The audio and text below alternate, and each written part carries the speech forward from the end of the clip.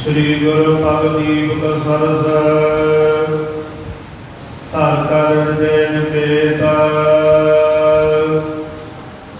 जुगता खोज उचरो कथा श्री बेदी पुलकेत दोहरा श्री गुरु भगदीप सरस।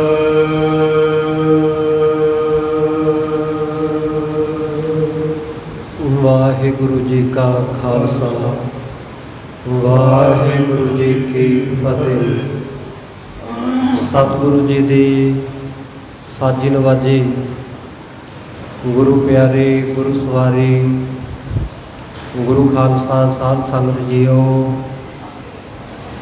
पातत पावन भगत वछल किरपा दे खजाने लोक अते परलोक दे रक्षक गरीब नवाज सतगुरु धन धन आदि श्री गुरु ग्रंथ साहिब महाराज सच्चे पातशाह जी दी महान ही महान किरपा नगर रहमत वरत रही है।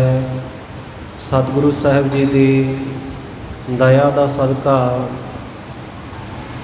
सतगुरु जी दे पवित्र स्थान गुरुद्वारा शहीद बाबा निहाल सिंह जी नगर तलन विखे ਆਪਾਂ ਸਾਰੇ ਸੰਧਿਆ ਦੇ ਦੀਵਾਨ ਦੇ ਵਿੱਚ ਵੱਡਿਆਂ ਭਾਗਾਂ ਦਾ ਸਦਕਾ ਸੰਗਤ ਰੂਪ ਦੇ ਵਿੱਚ ਜੁੜ ਬੈਠੇ ਹਾਂ। ਗਰੀਬ ਨਵਾਜ਼ ਸੱਚੇ ਪਾਤਸ਼ਾਹ ਜੀ ਰਹਿਮਤ ਕਰ ਰਹੇ ਹਨ। ਖੁੱਲੇ ਦਰਸ਼ਨ ਦੀਦਾਰੇ ਸਾਡੇ ਵਰਗੇ ਪਾਪੀਆਂ ਦੇ ਉੱਤੇ ਤਰਸ ਕਰਕੇ ਸਾਨੂੰ ਬਖਸ਼ ਰਹੇ ਹਨ।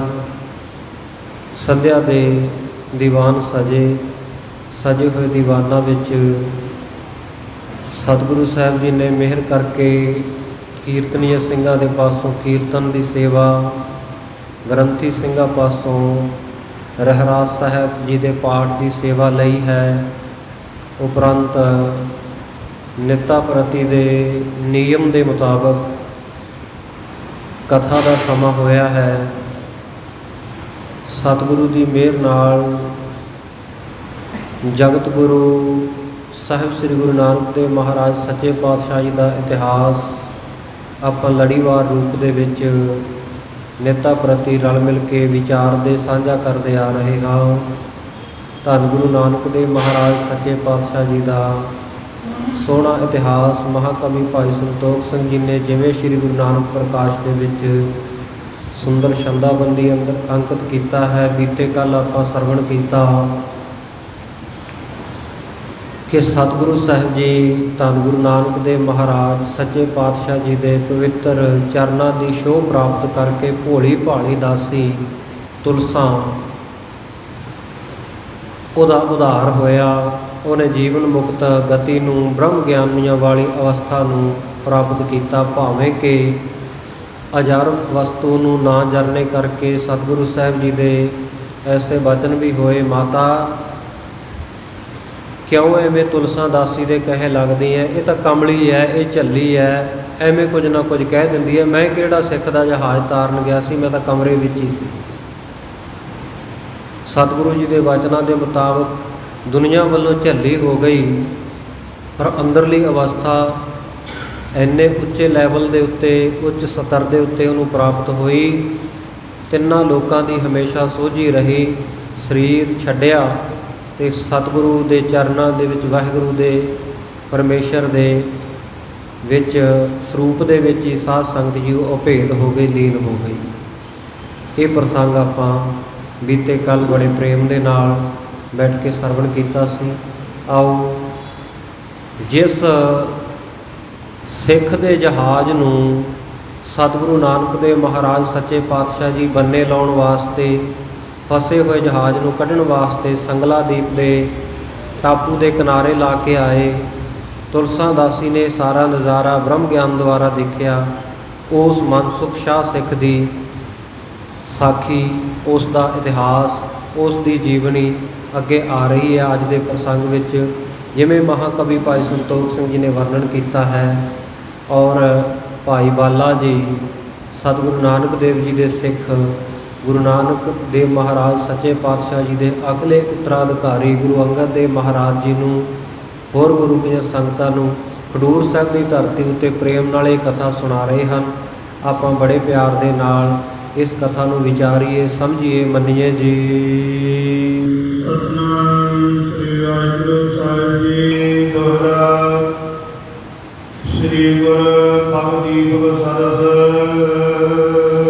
ਸਤਿਗੁਰੂ ਨਾਨਕ ਦੇਵ ਮਹਾਰਾਜ ਸੱਚੇ ਪਾਤਸ਼ਾਹ ਜੀ ਦੇ ਚਰਨ ਸਾਧ ਸੰਗਤ ਜੀ ਸਰਸ ਦੀਵੇ ਦੀ ਤਰ੍ਹਾਂ ਹਨ। ਸਰਸ ਦੀਵਾ ਉਹਨੂੰ ਕਿਹਾ ਜਾਂਦਾ ਜਿਹੜਾ ਤੇਲ ਦੇ ਨਾਲ ਉੱਪਰ ਤੱਕ ਭਰਿਆ ਹੋਵੇ, ਬੱਤੀ ਵੀ ਜਿਸ ਵਿੱਚ ਸੋਹਣੀ ਪਾਈ ਹੋਵੇ ਅਤੇ ਬਹੁਤਾ ਪ੍ਰਕਾਸ਼ ਕਰ ਸਕਣ ਦੀ ਸਮਰੱਥਾ ਰੱਖਦਾ ਹੋਵੇ। ਜਿਵੇਂ ਕੋਈ ਚੀਜ਼ ਲੱਭਣੀ ਹੋਵੇ ਉਹਦੇ ਵਾਸਤੇ ਲਾਈਟ ਚਾਹੀਦੀ ਆ, ਰੌਸ਼ਨੀ ਚਾਹੀਦੀ ਆ, ਹਨੇਰਾ ਦੂਰ ਕਰਨ ਦਾ ਕੋਈ ਸਾਧਨ ਚਾਹੀਦਾ ਹੈ। ਫਿਰ ਜਿਹੜੀ ਮਰਜ਼ੀ ਵਸਤੂ ਘਰ ਦੇ ਵਿੱਚੋਂ ਆਪਾਂ ਲੱਭ ਲਈਏ, ਹਨੇਰੇ ਦਾ ਪ੍ਰਕੋਪ ਦੂਰ ਹੋ ਜਾਂਦਾ।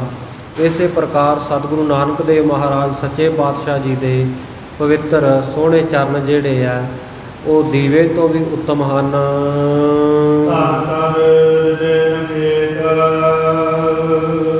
ਮਹਾਕਵੀ ਭਾਈ ਸੰਤੋਖ ਸਿੰਘ ਜੀ ਕਹਿੰਦੇ ਹੈ, ਜਿਵੇਂ ਘਰ ਦੇ ਵਿੱਚ ਦੀਵਾ ਰੱਖ ਕੇ ਚਾਨਣਾ ਕਰਕੇ ਵਸਤੂਆਂ ਲੱਭ ਲਈਦੀਆਂ, ਇਸੇ ਪ੍ਰਕਾਰ ਕਹਿੰਦੇ ਮੈਂ ਆਪਣੇ ਹਿਰਦੇ ਰੂਪੀ ਘਰ ਦੇ ਵਿੱਚ ਸਤਿਗੁਰੂ ਸਾਹਿਬ ਜੀ ਦੇ ਚਰਨਾਂ ਦੀ ਪ੍ਰੀਤੀ ਰੂਪੀ ਸਤਿਗੁਰੂ ਜੀ ਦੇ ਚਰਨਾਂ ਦਾ ਜਿਹੜਾ ਦੀਵਾ ਹੈ, ਚਾਨਣਾ ਹੈ ਗਿਆਨ ਦਾ, ਉਸ ਨੂੰ ਟਿਕਾਉਂਦਾ ਹਾਂ।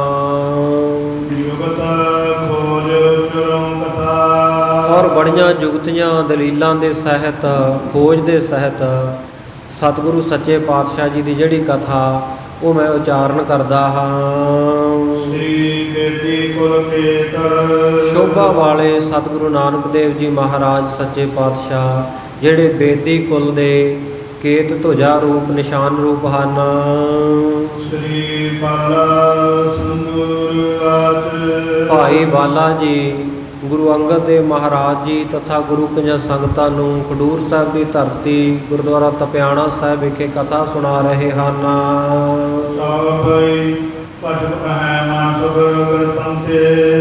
ਇਹ ਸਤਿਗੁਰੂ ਅੰਗਦ ਦੇਵ ਮਹਾਰਾਜ ਸੱਚੇ ਪਾਤਸ਼ਾਹ ਜੀਓ, ਅੱਗੇ ਸੁਣੋ। ਜਿਹੜਾ ਤੁਲਸਾ ਦਾਸੀ ਨੇ ਆਪਣੇ ਧਿਆਨ ਦੇ ਵਿੱਚ ਤੱਕਿਆ ਮਨਸੁਖ ਸ਼ਾਹ ਨੂੰ, ਜਿਹਨੇ ਅਰਦਾਸ ਕੀਤੀ ਮਹਾਰਾਜ ਮੇਰਾ ਜਹਾਜ਼ ਬੰਨੇ ਲਾ ਦਿਓ, ਤੁਹਾਡੇ ਚਰਨਾਂ ਦਾ ਓਟ ਆਸਰਾ, ਤੁਹਾਡਾ ਸਿੱਖ ਹਾਂ। ਉਸ ਮਨਸੁਖ ਸ਼ਾਹ ਦਾ ਕੁਝ ਕੁ ਬਿਰਤਾਂਤ, ਕੁਝ ਕੁ ਪ੍ਰਸੰਗ ਭਾਈ ਬਾਲਾ ਜੀ ਕਹਿਣ ਲੱਗੇ, ਮਹਾਰਾਜ ਮੈਂ ਅੱਗੇ ਸੁਣਾਉਂਦਾ ਹਾਂ। ਸੋ ਸੁਣੀਏ ਸ੍ਰੀ ਗੁਰੂ ਜਸਵੰਤੇ। ਸਤਿਗੁਰੂ ਨਾਨਕ ਦੇਵ ਮਹਾਰਾਜ ਸੱਚੇ ਪਾਤਸ਼ਾਹ ਜੀ ਦਾ ਜਸ ਕਰਨ ਵਾਲੇ, ਮਹਿਮਾ ਕਰਨ ਵਾਲੇ ਗੁਰੂ ਅੰਗਦ ਦੇਵ ਜੀਓ, ਉਹ ਸਤਿਗੁਰੂ ਸਾਹਿਬ ਜੀ ਦੇ ਸਿੱਖ ਭਾਈ ਮਨਸੁਖ ਸ਼ਾਹ ਦਾ ਪ੍ਰਸੰਗ ਸੁਣੋ ਜੀ। ਜਿੱਥੇ ਸੰਗਲਾ ਦੀਪ ਹੈ ਟਾਪੂ, ਉਸ ਜਗ੍ਹਾ ਦੇ ਉੱਤੇ ਇਹ ਮਨਸੁਖ ਸ਼ਾਹ ਗਿਆ ਹੈ। ਉੱਥੇ ਇੱਕ ਬਹੁਤ ਸ਼੍ਰੋਮਣੀ, ਬਹੁਤ ਵੱਡਾ ਨਗਰ ਸੀ। ਜਿਸ ਨਗਰ ਦੇ ਵਿੱਚ ਬਹੁਤ ਸਾਰੇ ਧਨੀ ਲੋਕ, ਅਮੀਰ ਲੋਕ ਵਸਦੇ ਸਨ। ਜਿਸ ਸ਼ਹਿਰ ਦੇ, ਜਿਸ ਨਗਰ ਦੇ ਬਾਜ਼ਾਰ ਬੜੇ ਸੁੰਦਰ ਰਚੇ ਗਏ ਸਨ, ਬਹੁਤ ਸੋਹਣੇ ਬਣਾਏ ਹੋਏ ਸਨ। ਮਨਸੁਖ ਸ਼ਾਹ ਜਿਹੜਾ ਵਪਾਰੀ ਹੈ, ਸਤਿਗੁਰੂ ਨਾਨਕ ਦੇਵ ਮਹਾਰਾਜ ਸੱਚੇ ਪਾਤਸ਼ਾਹ ਜੀ ਦਾ ਸਿੱਖ ਹੈ। ਜਿਹੜੀ ਸੰਗਤ ਅੱਜ ਨਵੀਂ ਆਈ ਉਹਨਾਂ ਦੀ ਗਿਆਤ ਹਿੱਤ ਬੇਨਤੀ ਕਰਦੇ ਵਾਂ, ਜਿਹੜੇ ਪਹਿਲਾਂ ਨਿੱਤਾ ਪ੍ਰਤੀ ਸੁਣਦੇ ਆ ਉਹਨਾਂ ਨੂੰ ਪਤਾ ਹੈ ਮਨਸੁਖ ਸ਼ਾਹ ਕੌਣ ਸੀ। ਇਹ ਮਨਸੁਖ ਸ਼ਾਹ ਲਾਹੌਰ ਨਿਵਾਸੀ ਇੱਕ ਵਪਾਰੀ ਸਿੱਖ ਸੀ, ਸੇਠ ਸੀ। ਔਰ ਭਾਈ ਭਗੀਰਥ ਜੀ ਤੇ ਭਾਈ ਮਰਦਾਨਾ ਜੀ, ਜਿਸ ਵੇਲੇ ਭਾਈ ਮਰਦਾਨਾ ਜੀ ਦੀ ਲੜਕੀ ਦੇ ਵਿਆਹ ਦਾ ਸਾਜੋ ਸਮਾਨ ਲੈਣ ਵਾਸਤੇ ਲਾਹੌਰ ਪਹੁੰਚੇ ਆ, ਉੱਥੇ ਇਹ ਮਨਸੁਖ ਸ਼ਾਹ ਇਹਨਾਂ ਨੂੰ ਮਿਲਿਆ। ਇਹਨਾਂ ਸਿੱਖਾਂ ਤੋਂ ਸਤਿਗੁਰੂ ਸਾਹਿਬ ਜੀ ਦੀ ਮਹਿਮਾ ਸੁਣ ਕੇ ਗੁਰੂ ਕਾ ਮੁਰੀਦ ਬਣ ਗਿਆ ਸੀ ਅਤੇ ਇਹਨਾਂ ਦੇ ਨਾਲ ਹੀ ਚੱਲ ਕੇ ਸੁਲਤਾਨਪੁਰ ਸਾਹਿਬ, ਮੋਦੀਖਾਨਾ ਸਾਹਿਬ ਵਿਖੇ ਆ ਕੇ ਸਤਿਗੁਰੂ ਸਾਹਿਬ ਜੀ ਦੇ ਮਨਸੁਖ ਸ਼ਾਹ ਨੇ ਦਰਸ਼ਨ ਕੀਤੇ ਸਨ। ਦਰਸ਼ਨ ਕਰਕੇ ਇੰਨਾ ਪ੍ਰਭਾਵਿਤ ਹੋਇਆ, ਇੰਨਾ ਨਿਹਾਲ ਹੋਇਆ, ਇੰਨਾ ਇਹਦਾ ਹਿਰਦਾ ਪ੍ਰਸੰਨ ਹੋਇਆ ਕਿ ਸਤਿਗੁਰੂ ਨਾਨਕ ਦੇਵ ਮਹਾਰਾਜ ਸੱਚੇ ਪਾਤਸ਼ਾਹ ਜੀ ਦੇ ਚਰਨਾਂ ਦਾ ਭੌਰਾ ਬਣ ਗਿਆ ਉਹਨਾਂ ਦੀ ਸਿੱਖੀ ਧਾਰਨ ਕਰ ਲਈ ਸੀ। ਔਰ ਬਹੁਤ ਸਾਰੇ ਗੁਰਬਾਣੀ ਦੇ ਸ਼ਬਦ ਸਤਿਗੁਰੂ ਸਾਹਿਬ ਜੀ ਤੋਂ ਸੁਣ ਕੇ ਇਹ ਮਨਸੁਖ ਸ਼ਾਹ ਲਿਖ ਕੇ ਨਾਲ ਲੈ ਆਇਆ ਸੀ, ਜਿਨ੍ਹਾਂ ਨੂੰ ਸਦਾ ਹੀ ਪੜ੍ਹਦਾ ਰਹਿੰਦਾ ਸੀ। ਅੱਗੇ ਪ੍ਰਸੰਗ ਦੇ ਵਿੱਚ ਆਵੇਗਾ। ਸੋ ਉਹ ਭਾਈ ਮਨਸੁਖ ਸ਼ਾਹ ਸਤਿਗੁਰੂ ਜੀ ਤੋਂ ਆਗਿਆ ਲੈ ਕੇ ਹੀ ਵਣਜ ਕਰਨ ਵਾਸਤੇ, ਵਪਾਰ ਕਰਨ ਵਾਸਤੇ ਆ ਭਾਰਤ ਦੇਸ਼ ਨੂੰ ਛੱਡ ਕੇ ਸੰਗਲਾਦੀਪ ਵਿਦੇਸ਼ ਦੇ ਵਿੱਚ ਗਿਆ ਸੀ। ਸੋ ਉਹ ਮਨਸੁਖ ਸ਼ਾਹ ਜਿਹੜਾ ਆਪਣਾ ਵਪਾਰ ਕਰਨ ਵਾਸਤੇ ਸਾਜੋ ਸਮਾਨ ਸਾਰਾ ਨਾਲ ਲੈ ਕੇ ਪ੍ਰਾਪਤ ਭਇਓ ਜਾਏ ਤੇ ਨਗਰਾ, ਉਸ ਨਗਰ ਦੇ ਵਿੱਚ ਜਾ ਪਹੁੰਚਿਆ, ਉਦੋਂ ਜਹਾਂ ਸ਼ਿਵਨਾਭ ਭਵਾਲਾ, ਜਿਸ ਨਗਰ ਦਾ ਰਾਜਾ ਸ਼ਿਵਨਾਭ ਸੀ। ਧਰਮ ਧਰਮ ਮੈਂ ਚਲਤ ਵਿਸਾਲਾ, ਔਰ ਰਾਜਾ ਸ਼ਿਵਨਾਭ ਇਹ ਕਰਮ ਧਰਮ ਦੇ ਵਿੱਚ ਬਹੁਤ ਪਰਪੱਕ ਸੀ, ਆਸਤਕ ਭਾਵਨਾ ਵਾਲਾ ਸੀ। ਸਾਲਗ੍ਰਾਮ ਉਪਾਸਨ ਰੱਖੈ, ਸਦਾ ਹੀ ਇਹ ਸਾਲਗ੍ਰਾਮ ਦੀ ਉਪਾਸਨਾ ਕਰਦਾ ਸੀ, ਪੱਥਰ ਦੀ ਪੂਜਾ ਕਰਦਾ ਸੀ, ਜਾਣੀ ਕਿ ਪੱਥਰ ਦੇ ਵਿੱਚੋਂ ਭਗਵਾਨ ਦਾ ਸਰੂਪ ਮੰਨ ਕੇ। ਸੋ ਇਸ ਪ੍ਰਕਾਰ, ਕਿਉਂਕਿ ਉਪਾਸਨਾ ਸਾਧ ਸੰਗਤ ਜੀ ਕਈ ਤਰ੍ਹਾਂ ਦੀ ਹੈ, ਕੋਈ ਕਿਸੇ ਤਰੀਕੇ ਕਰਦਾ ਹੈ, ਕੋਈ ਕਿਸੇ ਤਰੀਕੇ ਕਰਦਾ ਹੈ। ਇਹਨੂੰ ਜਿਸ ਤਰ੍ਹਾਂ ਦੀ ਸੋਝੀ ਮਿਲੀ, ਜਿਸ ਤਰ੍ਹਾਂ ਦੀ ਸੰਗਤ ਮਿਲੀ, ਇਹ ਸਾਲਗ੍ਰਾਮ ਦੀ ਪੱਥਰ ਦੀ ਪੂਜਾ ਕਰਨ ਲੱਗ ਪਿਆ ਸੀ। ਹੁਣ ਪੱਥਰ ਨੂੰ ਸਾਲਗ੍ਰਾਮ ਕਿਉਂ ਕਹਿੰਦੇ ਆ? ਕਿਉਂਕਿ ਸ਼ਬਦ ਆ ਗਿਆ, ਇਸ ਕਰਕੇ ਆਪਾਂ ਇਹ ਵੀ ਵਿਚਾਰ ਲਈਏ ਵੀ ਪੱਥਰ ਤੋਂ ਪੱਥਰ ਹੈ, ਉਹਨੂੰ ਸਾਲਗ੍ਰਾਮ ਕਿਉਂ ਕਿਹਾ ਜਾਂਦਾ? ਦੇਵਤਿਆਂ ਦੀ ਅਤੇ ਦੈਂਤਾਂ ਦੀ ਜਿਸ ਵੇਲੇ ਬਹੁਤ ਭਾਰੀ ਜੰਗ ਹੋਈ ਤੇ ਸਾਧ ਸੰਗਤ ਜੀ ਜੰਗ ਦੇ ਵਿੱਚ ਇੱਕ ਜਲੰਧਰ ਦੈਂਤ ਸੀ ਜਿਹੜਾ ਦੇਵਤਿਆਂ ਤੋਂ ਜਿੱਤਿਆ ਨਾ ਜਾਵੇ। ਥੱਕ ਹੰਭ ਗਏ ਦੇਵਤੇ, ਬਈ ਇਹਨੂੰ ਨਹੀਂ ਅਸੀਂ ਜਿੱਤ ਸਕਦੇ। ਭਗਵਾਨ ਦੇ ਚਰਨਾਂ ਵਿੱਚ ਜਾ ਬੇਨਤੀ ਕੀਤੀ, ਭਗਵਾਨ ਜੀ ਆ ਜਲੰਧਰ ਦੈਂਤ ਨੇ ਬੜਾ ਦੁਖੀ ਕੀਤਾ ਸਾਨੂੰ, ਇਹ ਤਾਂ ਮਰਦਾ ਹੀ ਨਹੀਂ, ਇਹਨੂੰ ਮਾਰਨ ਦੇ ਬੜੇ ਤਰੀਕੇ ਅਸੀਂ ਅਪਣਾਉਂਦੇ ਆ, ਸਾਨੂੰ ਮਾਰ ਮਾਰ ਕੇ ਸੁੱਟੀ ਜਾਂਦਾ, ਇਹਨੇ ਬੜਾ ਨੁਕਸਾਨ ਕੀਤਾ, ਕਿਰਪਾ ਕਰੋ ਕੋਈ ਉਪਾਅ ਦੱਸੋ। ਤੋ ਵਿਸ਼ਨੂੰ ਭਗਵਾਨ ਜੀ ਕਹਿਣ ਲੱਗੇ ਕਿ ਦੇਵਤਿਓ, ਇਹ ਜਿਹੜਾ ਜਲੰਧਰ ਦੈਂਤ ਆ ਨਾ, ਇਹਦੀ ਘਰ ਵਾਲੀ ਜਿਹੜੀ ਇਸਤਰੀ ਆ ਬ੍ਰਿੰਦਾ ਰਾਕਸ਼ਣੀ, ਉਹ ਬੜੀ ਪਤੀਵਰਤ ਹੈ, ਸਤਿਵਰਤ ਇਸਤਰੀ ਹੈ, ਸਤ ਧਰਮ ਦੇ ਵਿੱਚ ਪਰਪੱਕ ਹੈ, ਆਪਣੇ ਪਤੀ ਦੀ ਹਮੇਸ਼ਾ ਆਗਿਆ ਵਿੱਚ ਰਹਿੰਦੀ ਹੈ, ਸੰਜਮੀ ਉਹਦਾ ਜੀਵਨ ਹੈ, ਪਤੀ ਨੂੰ ਪਰਮੇਸ਼ਰ ਮੰਨਦੀ ਹੈ। ਇਸ ਕਰਕੇ ਉਹ ਬੀਬੀ ਦੀ ਸ਼ਕਤੀ ਕਰਕੇ ਇਹ ਜਿਹੜਾ ਜਲੰਧਰ ਦੈਂਤ ਹੈ ਬੜਾ ਸ਼ਕਤੀਸ਼ਾਲੀ ਹੋ ਗਿਆ, ਇਹਨੂੰ ਕੋਈ ਜਿੱਤ ਨਹੀਂ ਸਕਦਾ। ਤੋ ਕਹਿਣ ਲੱਗੇ ਭਗਵਾਨ ਜੀ ਫਿਰ ਕਿਵੇਂ ਕਰੀਏ? ਕਹਿੰਦੇ ਬਈ ਉਹਦੀ ਪਤਨੀ ਦਾ ਸਤ ਭੰਗ ਕਰਨਾ ਪਏਗਾ, ਫਿਰ ਇਹਦਾ ਜਿਹੜਾ ਬਲ ਹੈ ਉਹ ਖੀਣ ਹੋ ਸਕਦਾ ਹੈ, ਉਹ ਘੱਟ ਹੋ ਸਕਦਾ। ਇਹੋ ਜਿਹੀਆਂ ਸਾਖੀਆਂ ਜਿਹੜੀਆਂ ਇਹ ਸਨਾਤਨ ਦੀਆਂ ਹੈ। ਸੋ ਜਿਸ ਵੇਲੇ ਕਹਿੰਦੇ ਹੁਣ ਸਤ ਭੰਗ ਕੌਣ ਕਰੇ? ਸਤ ਭੰਗ ਕਰਨਾ ਕਿਸੇ ਦਾ ਬਹੁਤ ਵੱਡਾ ਪਾਪ ਹੈ। ਵਿਸ਼ਨੂੰ ਭਗਵਾਨ ਨੇ ਇਹ ਜ਼ਿੰਮੇਵਾਰੀ ਸਾਂਭ ਲਈ ਕਿ ਮੈਂ ਬ੍ਰਿੰਦਾ ਰਾਕਸ਼ਣੀ ਦਾ ਸਤ ਭੰਗ ਕਰਾਂਗਾ। ਜਲੰਧਰ ਦੈਂਤ ਦਾ ਰੂਪ ਧਾਰਨ ਕਰਕੇ ਇਹਨੇ ਸਾਧ ਸੰਗਤ ਜੀ ਇਹ ਐਸਾ ਕੁਕਰਮ ਕੀਤਾ ਕਿ ਬ੍ਰਿੰਦਾ ਰਾਕਸ਼ਣੀ ਦਾ ਸਤ ਭੰਗ ਕਰ ਦਿੱਤਾ। ਜਿਸ ਵੇਲੇ ਪਤਨੀ ਦਾ ਸਤ ਭੰਗ ਹੋਇਆ ਤੇ ਜਲੰਧਰ ਦੈਂਤ ਜਿਹੜਾ ਸੀ ਉਹ ਮਾਰਿਆ ਗਿਆ। ਕਿਉਂ? ਇਹ ਅਤ ਕਥਨੀ ਨਹੀਂ ਹੈ ਸਾਧ ਸੰਗਤ ਜੀ। ਘਰ ਵਾਲੀ ਬੀਬੀ ਇਸਤਰੀ ਉਹ ਸਾਧ ਸੰਗਤ ਜੀ ਸਤ ਪ੍ਰਤੱਗੀ ਹੋਵੇ, ਪਤੀ ਵਰਤਾ ਧਰਮ ਦੇ ਵਿੱਚ ਪਰਪੱਕ ਹੋਵੇ ਤੇ ਪਤੀ ਦਾ ਕਲਿਆਣ ਹੋ ਜਾਂਦਾ, ਪਤੀ ਨੂੰ ਸ਼ਕਤੀ ਮਿਲਦੀ ਆ। ਇਹ ਸਿੱਖ ਇਤਿਹਾਸ ਵਿੱਚੋਂ ਵੀ ਵੇਖਣਾ ਹੋਵੇ ਨਾ, ਬੀਬੀ ਰਜਨੀ ਜਿਹੜੀ ਕੋਹੜੇ ਤੇ ਪਿੰਗਲੇ ਪਤੀ ਨੂੰ ਵਿਆਹੀ ਹੋਈ ਸੀ, ਸਾਧ ਸੰਗਤ ਜੀ ਪਤੀ ਵਰਤਾ ਧਰਮ ਦੇ ਵਿੱਚ ਇੰਨੀ ਪਰਪੱਕ ਸੀ, ਪਤੀ ਨੂੰ ਪਰਮੇਸ਼ਰ ਮੰਨਦੀ ਸੀ, ਰੱਬ ਦੇ ਭਾਣੇ ਵਿੱਚ ਰਹਿਣ ਵਾਲੀ ਉਹ ਸਤਿਵਰਤਾ ਬੀਬੀ, ਤੇ ਜਿਹਦੇ ਸਤ ਧਰਮ ਦੇ ਪ੍ਰਤਾਪ ਦੇ ਕਰਕੇ ਉਹਦਾ ਜਿਹੜਾ ਕੋਹੜੀ ਪਤੀ ਸੀ ਉਹ ਵੀ ਰਾਜੀ ਹੋ ਗਿਆ ਸੀ। ਇਹ ਸਾਖੀ ਤਾਂ ਆਪਾਂ ਨੂੰ ਸਾਰਿਆਂ ਨੂੰ ਪਤਾ। ਸੋ ਇਸ ਪ੍ਰਕਾਰ ਕਈ ਵਾਰ ਜੇ ਬੇਨਤੀ ਕਰੀਏ ਨਾ ਬਈ ਬੀਬੀਆਂ ਨੂੰ ਪਤੀ ਨੂੰ ਪਰਮੇਸ਼ਰ ਮੰਨਣਾ ਚਾਹੀਦਾ, ਤੇ ਕਈ ਤੇ ਸਿਆਣੀਆਂ ਬੀਬੀਆਂ ਹੁੰਦੀਆਂ ਬੇਨਤੀ ਨੂੰ ਮੰਨਦੀਆਂ, ਪਹਿਲਾਂ ਹੀ ਪਤੀ ਦੀ ਆਗਿਆ ਵਿੱਚ ਰਹਿਣ ਵਾਲੀਆਂ ਹੁੰਦੀਆਂ, ਇਹ ਬਚਨ ਨੂੰ ਸਤ ਕਰਕੇ ਵੀ ਮੰਨਦੀਆਂ ਬਈ ਗੁਰਮਤਿ ਦਾ ਬਚਨ ਹੈ, ਠੀਕ ਆ। ਪਰ ਕਈ ਬੀਬੀਆਂ ਉਹ ਐਸੀ ਬਹਿਸਬਾਜ਼ੀ ਵਿੱਚ ਵੀ ਪੈ ਜਾਂਦੀਆਂ ਬਈ ਸਾਨੂੰ ਤਾਂ ਕਹਿੰਦੇ ਰਹਿੰਦੇ ਹੋ ਪਤੀ ਨੂੰ ਪਰਮੇਸ਼ਰ ਮੰਨਣਾ ਚਾਹੀਦਾ। ਉਦਾਹਰਨਾਂ ਦਿੰਦੇ ਹੋ ਵੀ ਦੇਖੋ ਭਗਤ ਕਬੀਰ ਸਾਹਿਬ ਦੀ ਘਰ ਵਾਲੀ ਲੋਈ ਕਿੰਨੀ ਸਤ ਬਚਨ ਦੀ ਅਧਿਕਾਰੀ ਸੀ। ਸਾਡੇ ਪਤੀਆਂ ਨੂੰ ਵੀ ਕਹਿ ਦਿਆ ਕਰੋ ਇਹ ਵੀ ਕਬੀਰ ਬਣ ਜਾਣ, ਸਾਨੂੰ ਤਾਂ ਕਹੀ ਜਾਂਦੇ ਹੋ ਲੋਈਆਂ ਬਣ ਜਾਓ, ਇਹਨਾਂ ਨੂੰ ਵੀ ਕਹੋ। ਇਹ ਸ਼ਰਾਬ ਪੀ ਕੇ ਨਸ਼ੇ ਕਰਕੇ ਆ ਕੇ ਡਿੱਗਦੇ ਆ ਘਰਾਂ ਵਿੱਚ, ਸਾਨੂੰ ਤੰਗ ਕਰਦੇ ਆ, ਬੱਚਿਆਂ ਨੂੰ ਕੁੱਟਦੇ ਆ, ਅਤੇ ਸਾਨੂੰ ਕਹਿੰਦੇ ਪਤੀ ਪਰਮੇਸ਼ਰ, ਅਸੀਂ ਇਹੋ ਜਿਹੇ ਪਤੀ ਨੂੰ ਫੂਕਣਾ। ਇਹੋ ਜਿਹੀਆਂ ਗੱਲਾਂ ਵੀ ਹੁੰਦੀਆਂ, ਕਿਉਂਕਿ ਦੁਖੀ ਬੰਦੇ, ਦੁਖੀ ਬੀਬੀਆਂ ਕੀ ਨਹੀਂ ਕਹਿੰਦੀਆਂ ਫਿਰ, ਸ਼ਰਾਬੀਆਂ ਤੋਂ, ਕੁਕਰਮੀਆਂ ਤੋਂ ਸਾਰੇ ਹੀ ਤੰਗ ਹੁੰਦੇ ਆ, ਅਤੇ ਬੀਬੀਆਂ ਖਾਸ ਕਰਕੇ। ਪਰ ਸਾਧ ਸੰਗਤ ਜੀ ਦੇਖੋ, ਜਿਵੇਂ ਇਹ ਬ੍ਰਿੰਦਾ ਰਾਕਸ਼ਣੀ ਇੱਕ ਪਤਨੀ ਹੈ, ਉਹਦੇ ਜਪ ਤਪ ਦੇ ਕਰਕੇ, ਉਹਦੇ ਸਤ ਧਰਮ ਦੇ ਕਰਕੇ ਉਹਦੇ ਪਤੀ ਨੂੰ ਇੰਨੀ ਸ਼ਕਤੀ ਮਿਲੀ ਹੈ। ਬੀਬੀ ਰਾਜਨੀ ਦੇ ਤੇਜ ਪ੍ਰਤਾਪ ਕਰਕੇ ਉਹਦਾ ਕੋੜਾ ਪਿੰਗਲਾ ਪਤੀ ਜਿਹੜਾ ਉਹ ਠੀਕ ਹੋ ਗਿਆ। ਇਸੇ ਤਰ੍ਹਾਂ ਜਿਹੜਾ ਲੇਖਾ ਹੈ, ਜਿਹੜੀ ਬਖਸ਼ਿਸ਼ ਕਰਨੀ ਹੈ ਉਹ ਤਾਂ ਪਰਮਾਤਮਾ ਨੇ ਕਰਨੀ ਹੈ, ਪਤੀ ਨੇ ਥੋੜ੍ਹੀ ਕਰਨੀ ਹੈ, ਚੰਗਾ ਚਾਹੇ ਮਾੜਾ। ਸਾਧ ਸੰਗਤ ਜੀ, ਲੰਗਰ ਦੇ ਵਿੱਚ ਪ੍ਰਸ਼ਾਦੇ ਬਣਾਉਣ ਦੇ ਨਾਲੋਂ ਵੱਡੀ ਸੇਵਾ ਵਾਸ਼ਰੂਮਾਂ ਦੀ ਸਫਾਈ ਨੂੰ ਮੰਨਿਆ ਜਾਂਦਾ। ਕਿਉਂ ਮੰਨਿਆ ਜਾਂਦਾ? ਕਿ ਵਾਸ਼ਰੂਮ ਬਹੁਤ ਹੀ ਚੰਗੀ ਜਗ੍ਹਾ ਲੰਗਰ ਦੇ ਨਾਲੋਂ, ਉਹਦਾ ਫਲ ਅਧਿਕ ਕਿਉਂ ਹੁੰਦਾ ਹੈ? ਸਾਧ ਸੰਗਤ ਜੀ, ਉਹਦਾ ਕਾਰਨ ਇਹ ਹੁੰਦਾ ਬਈ ਜਿੱਥੇ ਸਫਾਈ ਹੈ ਉੱਥੇ ਤਾਂ ਹਰੇਕ ਹੀ ਝਾੜੂ ਮਾਰੀ ਜਾਂਦਾ। ਅਸਲ ਸੇਵਾ ਤਾਂ ਗੰਦਗੀ ਸਾਫ਼ ਕਰਨ ਦੀ ਹੁੰਦੀ ਹੈ ਨਾ। ਇਸੇ ਤਰ੍ਹਾਂ ਚੰਗੇ ਪਤੀ ਦੇ ਨਾਲ ਤਾਂ ਹਰ ਇੱਕ ਪਤਨੀ, ਸਾਧ ਸੰਗਤ ਜੀ, ਪਤੀ ਵਰਤਾ ਧਰਮ ਨਿਭਾਏਗੀ, ਉਹਦਾ ਸਤਿਕਾਰ ਕਰੇਗੀ। ਸਤ ਧਰਮ ਦੀ ਪ੍ਰੀਖਿਆ ਤਾਂ ਉੱਥੇ ਹੈ ਜਿੱਥੇ ਮਾੜੇ ਦੇ ਨਾਲ ਵੀ ਚੰਗਾ ਬਣ ਕੇ ਜ਼ਿੰਦਗੀ ਕੱਟੀ ਜਾਵੇ। ਸੋ ਇਸ ਪ੍ਰਕਾਰ ਸਾਧ ਸੰਗਤ ਜੀ, ਇਹ ਜਲੰਧਰ ਨਾਮੇ ਦੈਂਤ ਜਿਹੜਾ ਸੀ ਉਹ ਮਾਰਿਆ ਗਿਆ।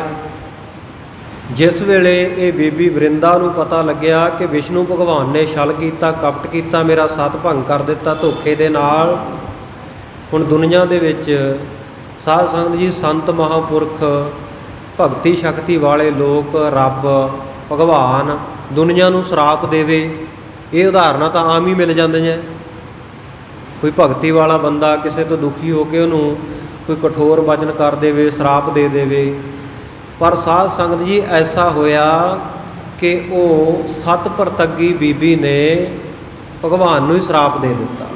ਕਹਿੰਦੀ, ਜਾ ਵਿਸ਼ਨੂੰ ਭਗਵਾਨ, ਤੂੰ ਮੇਰੇ ਨਾਲ ਧੋਖਾ ਕੀਤਾ, ਮੇਰਾ ਸੱਤ ਤੋੜਿਆ, ਮੇਰੇ ਪਤੀ ਨੂੰ ਧੋਖੇ ਦੇ ਨਾਲ ਮਰਵਾ ਦਿੱਤਾ, ਜਾਂ ਤੂੰ ਪੱਥਰ ਬਣ ਜਾਏ। ਜਦੋਂ ਪਟਨਾ ਸਾਹਿਬ ਦਰਸ਼ਨ ਦੀਦਾਰੇ ਯਾਤਰਾ ਕਰਨ ਆਪਾਂ ਜਾਂਦੇ ਹਾਂ, ਅਤੇ ਉੱਥੇ ਸਾਧ ਸੰਗਤ ਜੀ ਨੇੜੇ ਗੰਗਾ ਨਦੀ ਵਗਦੀ ਹੈ, ਦਰਸ਼ਨ ਹੁੰਦੇ ਆ। ਗੰਗਾ ਤੋਂ ਉੱਪਰਲੇ ਪਾਸੇ ਕਈ ਮੀਲ ਅੱਗੇ ਜਾ ਕੇ ਸਾਧ ਸੰਗਤ ਜੀ ਇੱਕ ਨਦੀ ਵਗਦੀ ਆ ਪਹਾੜ ਦੇ ਵਿੱਚੋਂ ਨਿਕਲ ਕੇ, ਜਿਸ ਦੇ ਵਿੱਚ ਕਾਲੇ ਰੰਗ ਦੇ ਪੱਥਰ ਪੈਦਾ ਹੁੰਦੇ ਆ। ਉੱਥੇ ਸਾਧ ਸੰਗਤ ਦੇ ਵਿਸ਼ਨੂੰ ਭਗਵਾਨ ਨੂੰ ਫਿਰ ਉਹ ਬੀਬੀ ਦੇ ਸਰਾਪ ਕਰਕੇ ਪੱਥਰ ਬਣਨਾ ਪਿਆ ਗੰਡਵਾ ਨਦੀ ਦੇ ਵਿੱਚ। ਉਹ ਨਦੀ ਦੇ ਵਿੱਚ ਬਹੁਤ ਸਾਰੇ ਕਾਲੇ ਪੱਥਰ ਮਿਲਦੇ ਆ। ਸਿਰਫ ਕਾਲੇ ਪੱਥਰ ਨਹੀਂ, ਜਿਨ੍ਹਾਂ ਦੇ ਵਿੱਚ ਜਨੇਊ ਦੇ ਵਾਂਗੂ ਸਾਧ ਸੰਗਤ ਜੀ ਇੱਕ ਚਿੱਟੀ ਧਾਰੀ ਹੁੰਦੀ ਆ, ਉਹਨੂੰ ਸਾਲਗ੍ਰਾਮ ਕਿਹਾ ਜਾਂਦਾ। ਸਾਲਗ੍ਰਾਮ ਪੱਥਰ ਨੂੰ ਕਿਉਂ ਕਹਿੰਦੇ ਆ? ਕਿਉਂਕਿ ਉੱਥੇ ਇਹ ਨਦੀ ਦੇ ਕਿਨਾਰੇ ਇੱਕ ਨਗਰ ਵਸਦਾ ਹੈ, ਇੱਕ ਗ੍ਰਾਮ ਵਸਦਾ ਹੈ, ਜਿੱਥੇ ਬਹੁਤ ਸਾਰੇ ਇਹ ਪੱਥਰ ਭਾਰੀ ਮਾਤਰਾ ਦੇ ਵਿੱਚ ਚਿੱਟੀਆਂ ਧਾਰੀਆਂ ਵਾਲੇ ਕਾਲੇ ਪੱਥਰ ਨਿਕਲਦੇ ਹੈ। ਸਾਲ ਦੇ ਬਹੁਤ ਸਾਰੇ ਦਰਖਤ ਹੈ, ਸਾਲ ਇੱਕ ਦਰਖਤ ਦਾ ਨਾਂ ਹੈ। ਬਹੁਤ ਸਾਰੇ ਸਾਲ ਦੇ ਦਰਖਤਾਂ ਕਰਕੇ ਉਸ ਗ੍ਰਾਮ ਦਾ, ਉਸ ਨਗਰ ਦਾ ਨਾਂ ਹੀ ਸਾਲਗ੍ਰਾਮ ਹੈ। ਅਤੇ ਉੱਥੋਂ ਇਹ ਕਾਲੇ ਪੱਥਰ ਨਿਕਲਣੇ ਕਰਕੇ ਜਿਨ੍ਹਾਂ ਦੀ ਪੂਜਾ ਭਗਵਾਨ ਦੇ ਰੂਪ ਵਿੱਚ ਕੀਤੀ ਜਾਂਦੀ ਆ, ਉਪਾਸਨਾ ਕੀਤੀ ਜਾਂਦੀ ਆ, ਇਹਨਾਂ ਪੱਥਰਾਂ ਦਾ ਨਾਮ ਵੀ ਸਾਲਗ੍ਰਾਮ ਪੈ ਗਿਆ। ਇਸ ਕਰਕੇ ਇਹਨੂੰ ਸਾਲਗ੍ਰਾਮ ਕਹਿੰਦੇ ਆ। ਸੋ ਇਹ ਜਿਹੜਾ ਰਾਜਾ ਸ਼ਿਵਨਾਭ ਹੈ, ਧਾਰਮਿਕ ਬਿਰਤੀ ਵਾਲਾ ਹੈ, ਅਤੇ ਸਦਾ ਹੀ ਸਾਲਗ੍ਰਾਮ ਦੀ ਪੱਥਰ ਦੀ ਉਪਾਸਨਾ ਕਰਦਾ ਹੈ।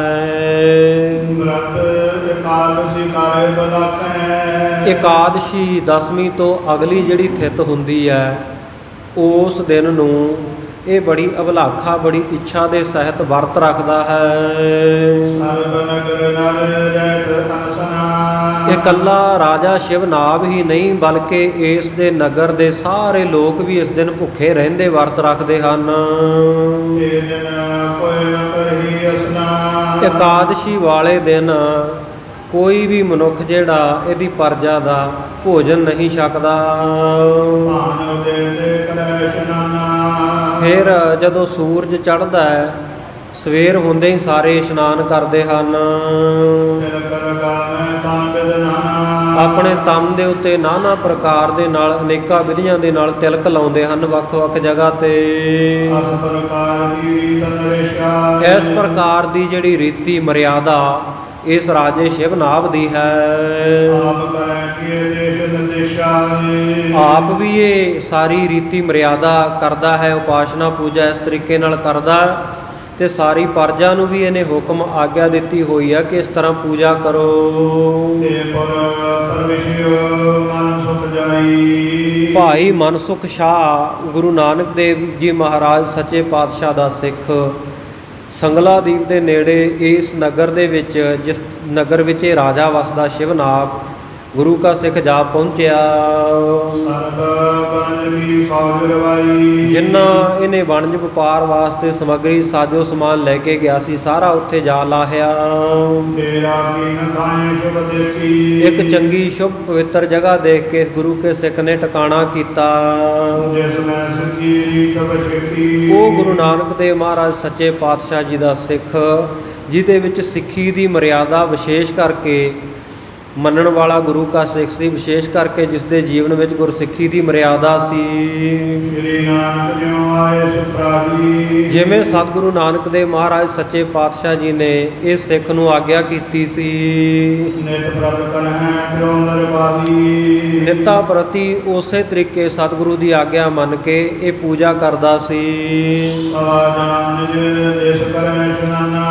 ਸਵਾ ਪਹਿਰ ਰਾਤ ਰਹਿੰਦੀ ਅੰਮ੍ਰਿਤ ਵੇਲੇ, ਜਾਣੀ ਕਿ 3-4 ਵਜੇ ਦੇ ਵਿੱਚ ਇਹ ਗੁਰੂ ਕਾ ਸਿੱਖ ਇਸ਼ਨਾਨ ਕਰਦਾ।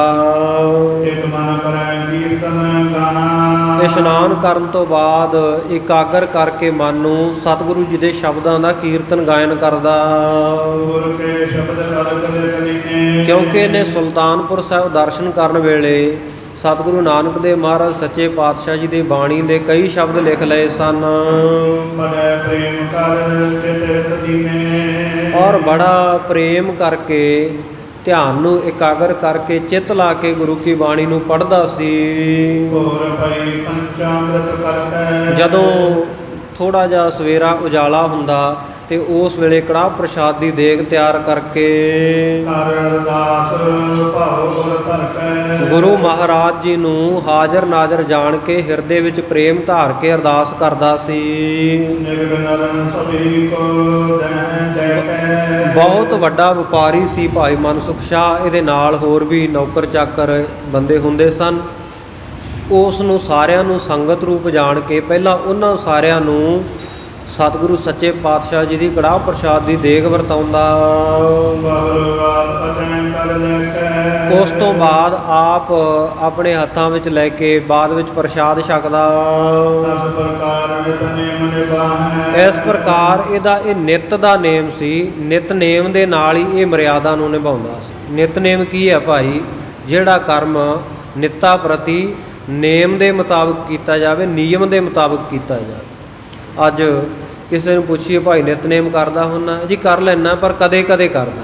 ਭਾਈ ਕਦੇ ਕਦੇ ਨਹੀਂ ਹੁੰਦਾ। ਨਿਤਨੇਮ ਦਾ ਮਤਲਬ ਰੋਜ਼ਾਨਾ ਹੁੰਦਾ। ਇਸ ਕਰਕੇ ਨਿਤਨੇਮ ਸਦਾ ਹੀ ਹਮੇਸ਼ਾ ਹੀ ਗੁਰੂ ਕੀ ਬਾਣੀ ਸਤਿਗੁਰੂ ਸੱਚੇ ਪਾਤਸ਼ਾਹ ਕਿਰਪਾ ਕਰਨ, ਸਭ ਨੂੰ ਇਹ ਦਾਤ ਬਖਸ਼ਿਸ਼ ਕਰਨ। ਇਹ ਗੁਰੂ ਕਾ ਸਿੱਖ ਨਿੱਤਾ ਪ੍ਰਤੀ ਇਉਂ ਨਿਤਨੇਮੀ ਹੈ। ਫਿਰ ਵਣਜ ਕਰਦਾ ਹੈ, ਦਿਨ ਨੂੰ ਵਪਾਰ ਕਰਦਾ ਹੈ ਤੇ ਇਹਦੇ ਵਿੱਚੋਂ ਲਾਭ ਪ੍ਰਾਪਤ ਕਰਦਾ। ਜਿਹੜਾ ਗੁਰੂ ਕੇ ਚਰਨਾਂ ਉੱਤੇ ਸਿੱਖ ਇੰਨਾ ਭਾਵਨਾ ਵਾਲਾ ਹੋਵੇ, ਉਹਨੂੰ ਲਾਭ ਕਿਉਂ ਨਹੀਂ ਪ੍ਰਾਪਤ ਹੋਵੇਗਾ? ਸਤਿਗੁਰੂ ਸੱਚੇ ਪਾਤਸ਼ਾਹ ਆਪ ਭਾਵਨਾ ਵਾਲੇ ਗੁਰੂ ਕੇ ਸਿੱਖਾਂ ਦੀਆਂ ਪ੍ਰੇਮ ਦੇ ਨਾਲ ਹੀ ਇਹ ਸਾਰੀਆਂ ਲੋੜਾਂ ਪੂਰੀਆਂ ਕਰ ਦਿੰਦੇ ਆ। ਬਹੁਤ ਸਾਰਾ ਲਾਭ ਪ੍ਰਾਪਤ ਕਰਦਾ ਹੈ ਵਪਾਰ ਵਿੱਚੋਂ। ਸੰਧਿਆ ਹੋਏ ਤਬੈ ਗੁਰਬਾਣੀ। ਜਦੋਂ ਸੰਧਿਆ ਦਾ ਸਮਾਂ ਹੋ ਜਾਂਦਾ ਸ਼ਾਮ ਦਾ, ਤੇ ਉਸ ਵੇਲੇ ਵੀ ਗੁਰੂ ਕੀ ਬਾਣੀ ਪੜ੍ਹਦਾ ਹੈ। ਪ੍ਰੀਤ ਕਰਕੇ ਸੁਖ ਸਾਨੀ। ਸੁੱਖਾਂ ਦੇ ਨਾਲ ਮਿਲੀ ਹੋਈ ਸਤਿਗੁਰੂ ਸੱਚੇ ਪਾਤਸ਼ਾਹ ਜੀ ਦੀ ਗੁਰਬਾਣੀ ਨੂੰ ਬੜੀ ਪ੍ਰੀਤੀ, ਬੜੇ ਸਨੇਹ ਦੇ ਨਾਲ, ਪ੍ਰੇਮ ਦੇ ਨਾਲ, ਭਾਵਨਾ ਨਾਲ ਗੁਰੂ ਕਾ ਸਿੱਖ ਪੜ੍ਹਦਾ ਹੈ। ਸ੍ਰੀ ਨਾਨਕ ਕੀ ਮੂਰਤ ਧਿਆਨਾ।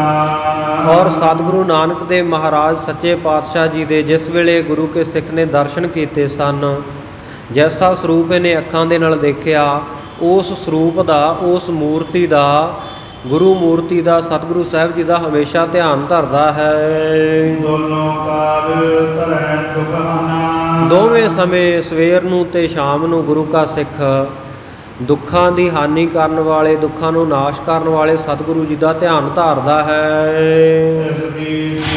ਇਸ ਕੀ ਰੀਤ ਦੇਖ ਨਰ ਪੁਰਖੇ।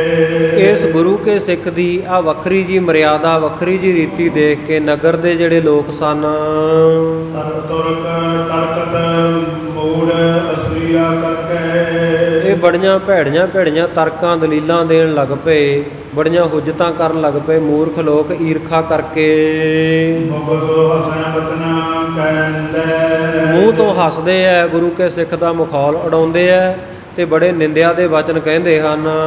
ਸ਼ੁਭ ਮਾਰਗ ਦੀ ਗਤ ਨੈ ਚਲੇ ਬਿੰਦੇ। ਕਿਉਂਕਿ ਮੂਰਖ ਲੋਕ ਹਨ, ਸਤਿਗੁਰੂ ਸੱਚੇ ਪਾਤਸ਼ਾਹ ਜੀ ਵੱਲੋਂ ਚਲਾਏ ਸ਼ੁਭ ਮਾਰਗ ਦੀ ਗਤੀ ਨੂੰ, ਚਾਲ ਨੂੰ ਜਾਣਦੇ ਨਹੀਂ।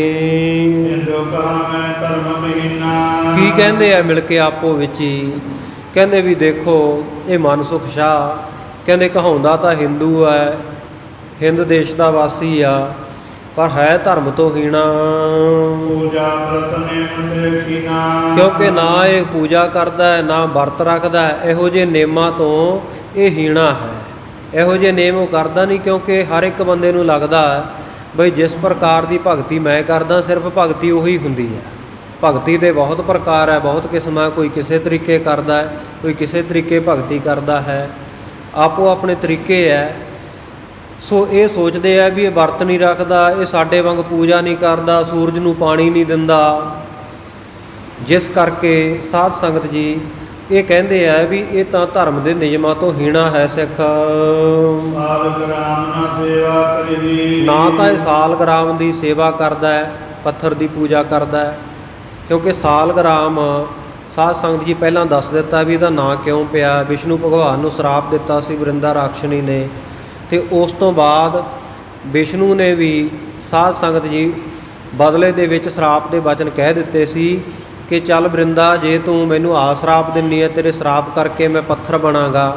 ਮੈਂ ਤਾਂ ਪੱਥਰ ਬਣਾਂਗਾ, ਮੈਨੂੰ ਲੋਕ ਮੰਦਰ ਵਿੱਚ ਰੱਖ ਕੇ ਪੂਜਾ ਕਰਨਗੇ, ਤੂੰ ਵੀ ਤੁਲਸੀ ਬਣੇਗੀ ਅਤੇ ਨਿੱਤਾ ਪ੍ਰਤੀ ਮੇਰੇ ਚਰਨਾਂ ਦੇ ਵਿੱਚ ਭੇਟਾ ਹੋਇਆ ਕਰੇਗੀ।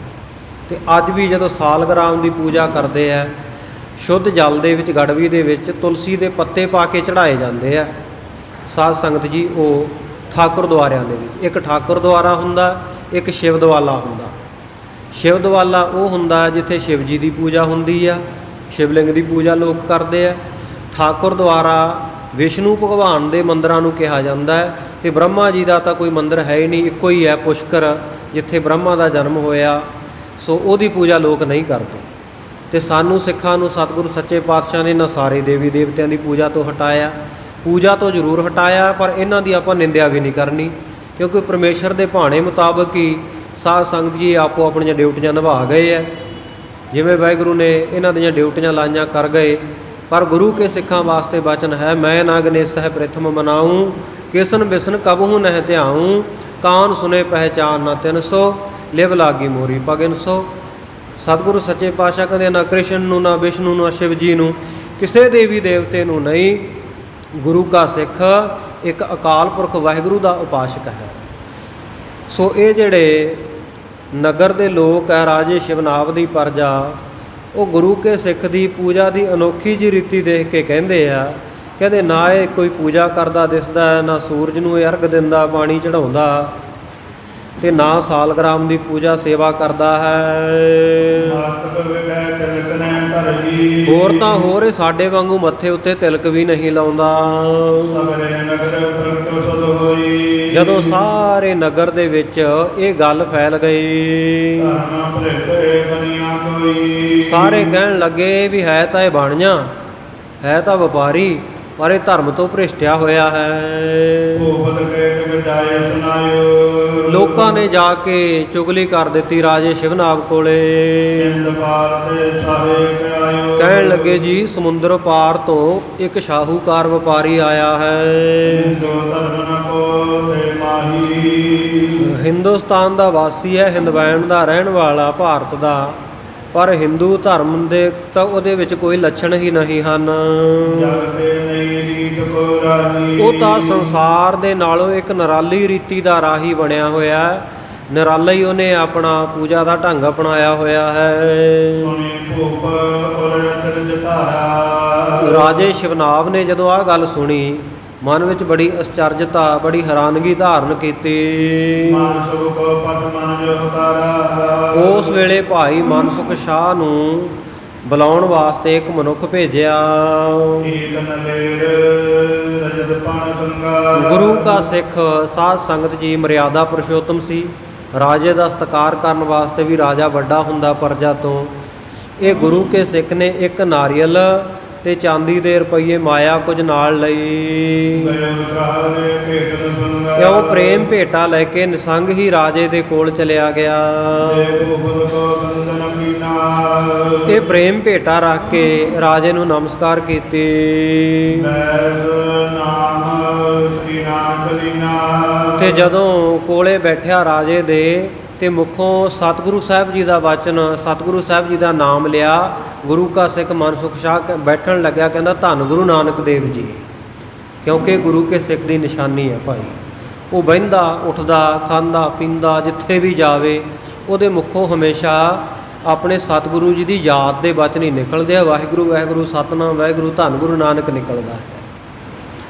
ਇਉਂ ਗੁਰੂ ਕਾ ਸਿੱਖ ਜਿਸ ਵੇਲੇ ਸਾਧ ਸੰਗਤ ਰਾਜੇ ਦੇ ਕੋਲ ਜਾ ਕੇ ਬੈਠਿਆ, ਧੰਨ ਗੁਰੂ ਨਾਨਕ ਦੇਵ ਜੀ ਕਹਿ ਕੇ ਬੈਠ ਗਿਆ। ਬੋਜਤ ਭਾਰ ਰਾਜਾ ਤੇ ਸੰਗਾ। ਉਸ ਵੇਲੇ ਰਾਜਾ ਸ਼ਿਵਨਾਭ ਗੁਰੂ ਕੇ ਸਿੱਖ ਨੂੰ ਪੁੱਛਣ ਲੱਗਾ, ਹਿੰਦ ਕਹਾਵੇਂ ਧਰਮੇ ਪੰਗਾ। ਕਹਿਣ ਲੱਗਾ ਤੂੰ ਕਹਾਉਂਦਾ ਤਾਂ ਹਿੰਦੂ ਹੈ, ਮਨਸੁਖ ਸ਼ਾਹ ਤੇਰਾ ਹਿੰਦੂਆਂ ਵਾਲਾ ਨਾਂ ਹੈ, ਪਰ ਧਰਮ ਹੈ ਭੰਗਾ, ਧਰਮ ਤੋਂ ਵਿਹੀਨ ਹੈ ਤੂੰ। ਮੱਜਨ ਪੂਜਾ ਪ੍ਰਤਨਾ ਕਰੀ। ਮੈਂ ਸੁਣਿਆ ਹੈ ਵੀ ਤੂੰ ਇਸ਼ਨਾਨ ਵੀ ਨਹੀਂ ਕਰਦਾ, ਪੂਜਾ ਵੀ ਨਹੀਂ ਸਾਡੇ ਤਰ੍ਹਾਂ ਕਰਦਾ, ਵਰਤ ਵੀ ਨਹੀਂ ਰੱਖਦਾ, ਸੰਜਮ ਨੇਮਾ ਤਿਲਕਨ ਧਰਈ। ਨਾ ਕੋਈ ਸੰਜਮ ਰੱਖਦਾ, ਵਰਤ ਰੱਖਦਾ ਹੈ, ਨਾ ਕੋਈ ਤਿਲਕ ਲਗਾਉਣਾ ਹੈ ਸਰੀਰ ਦੇ ਉੱਤੇ।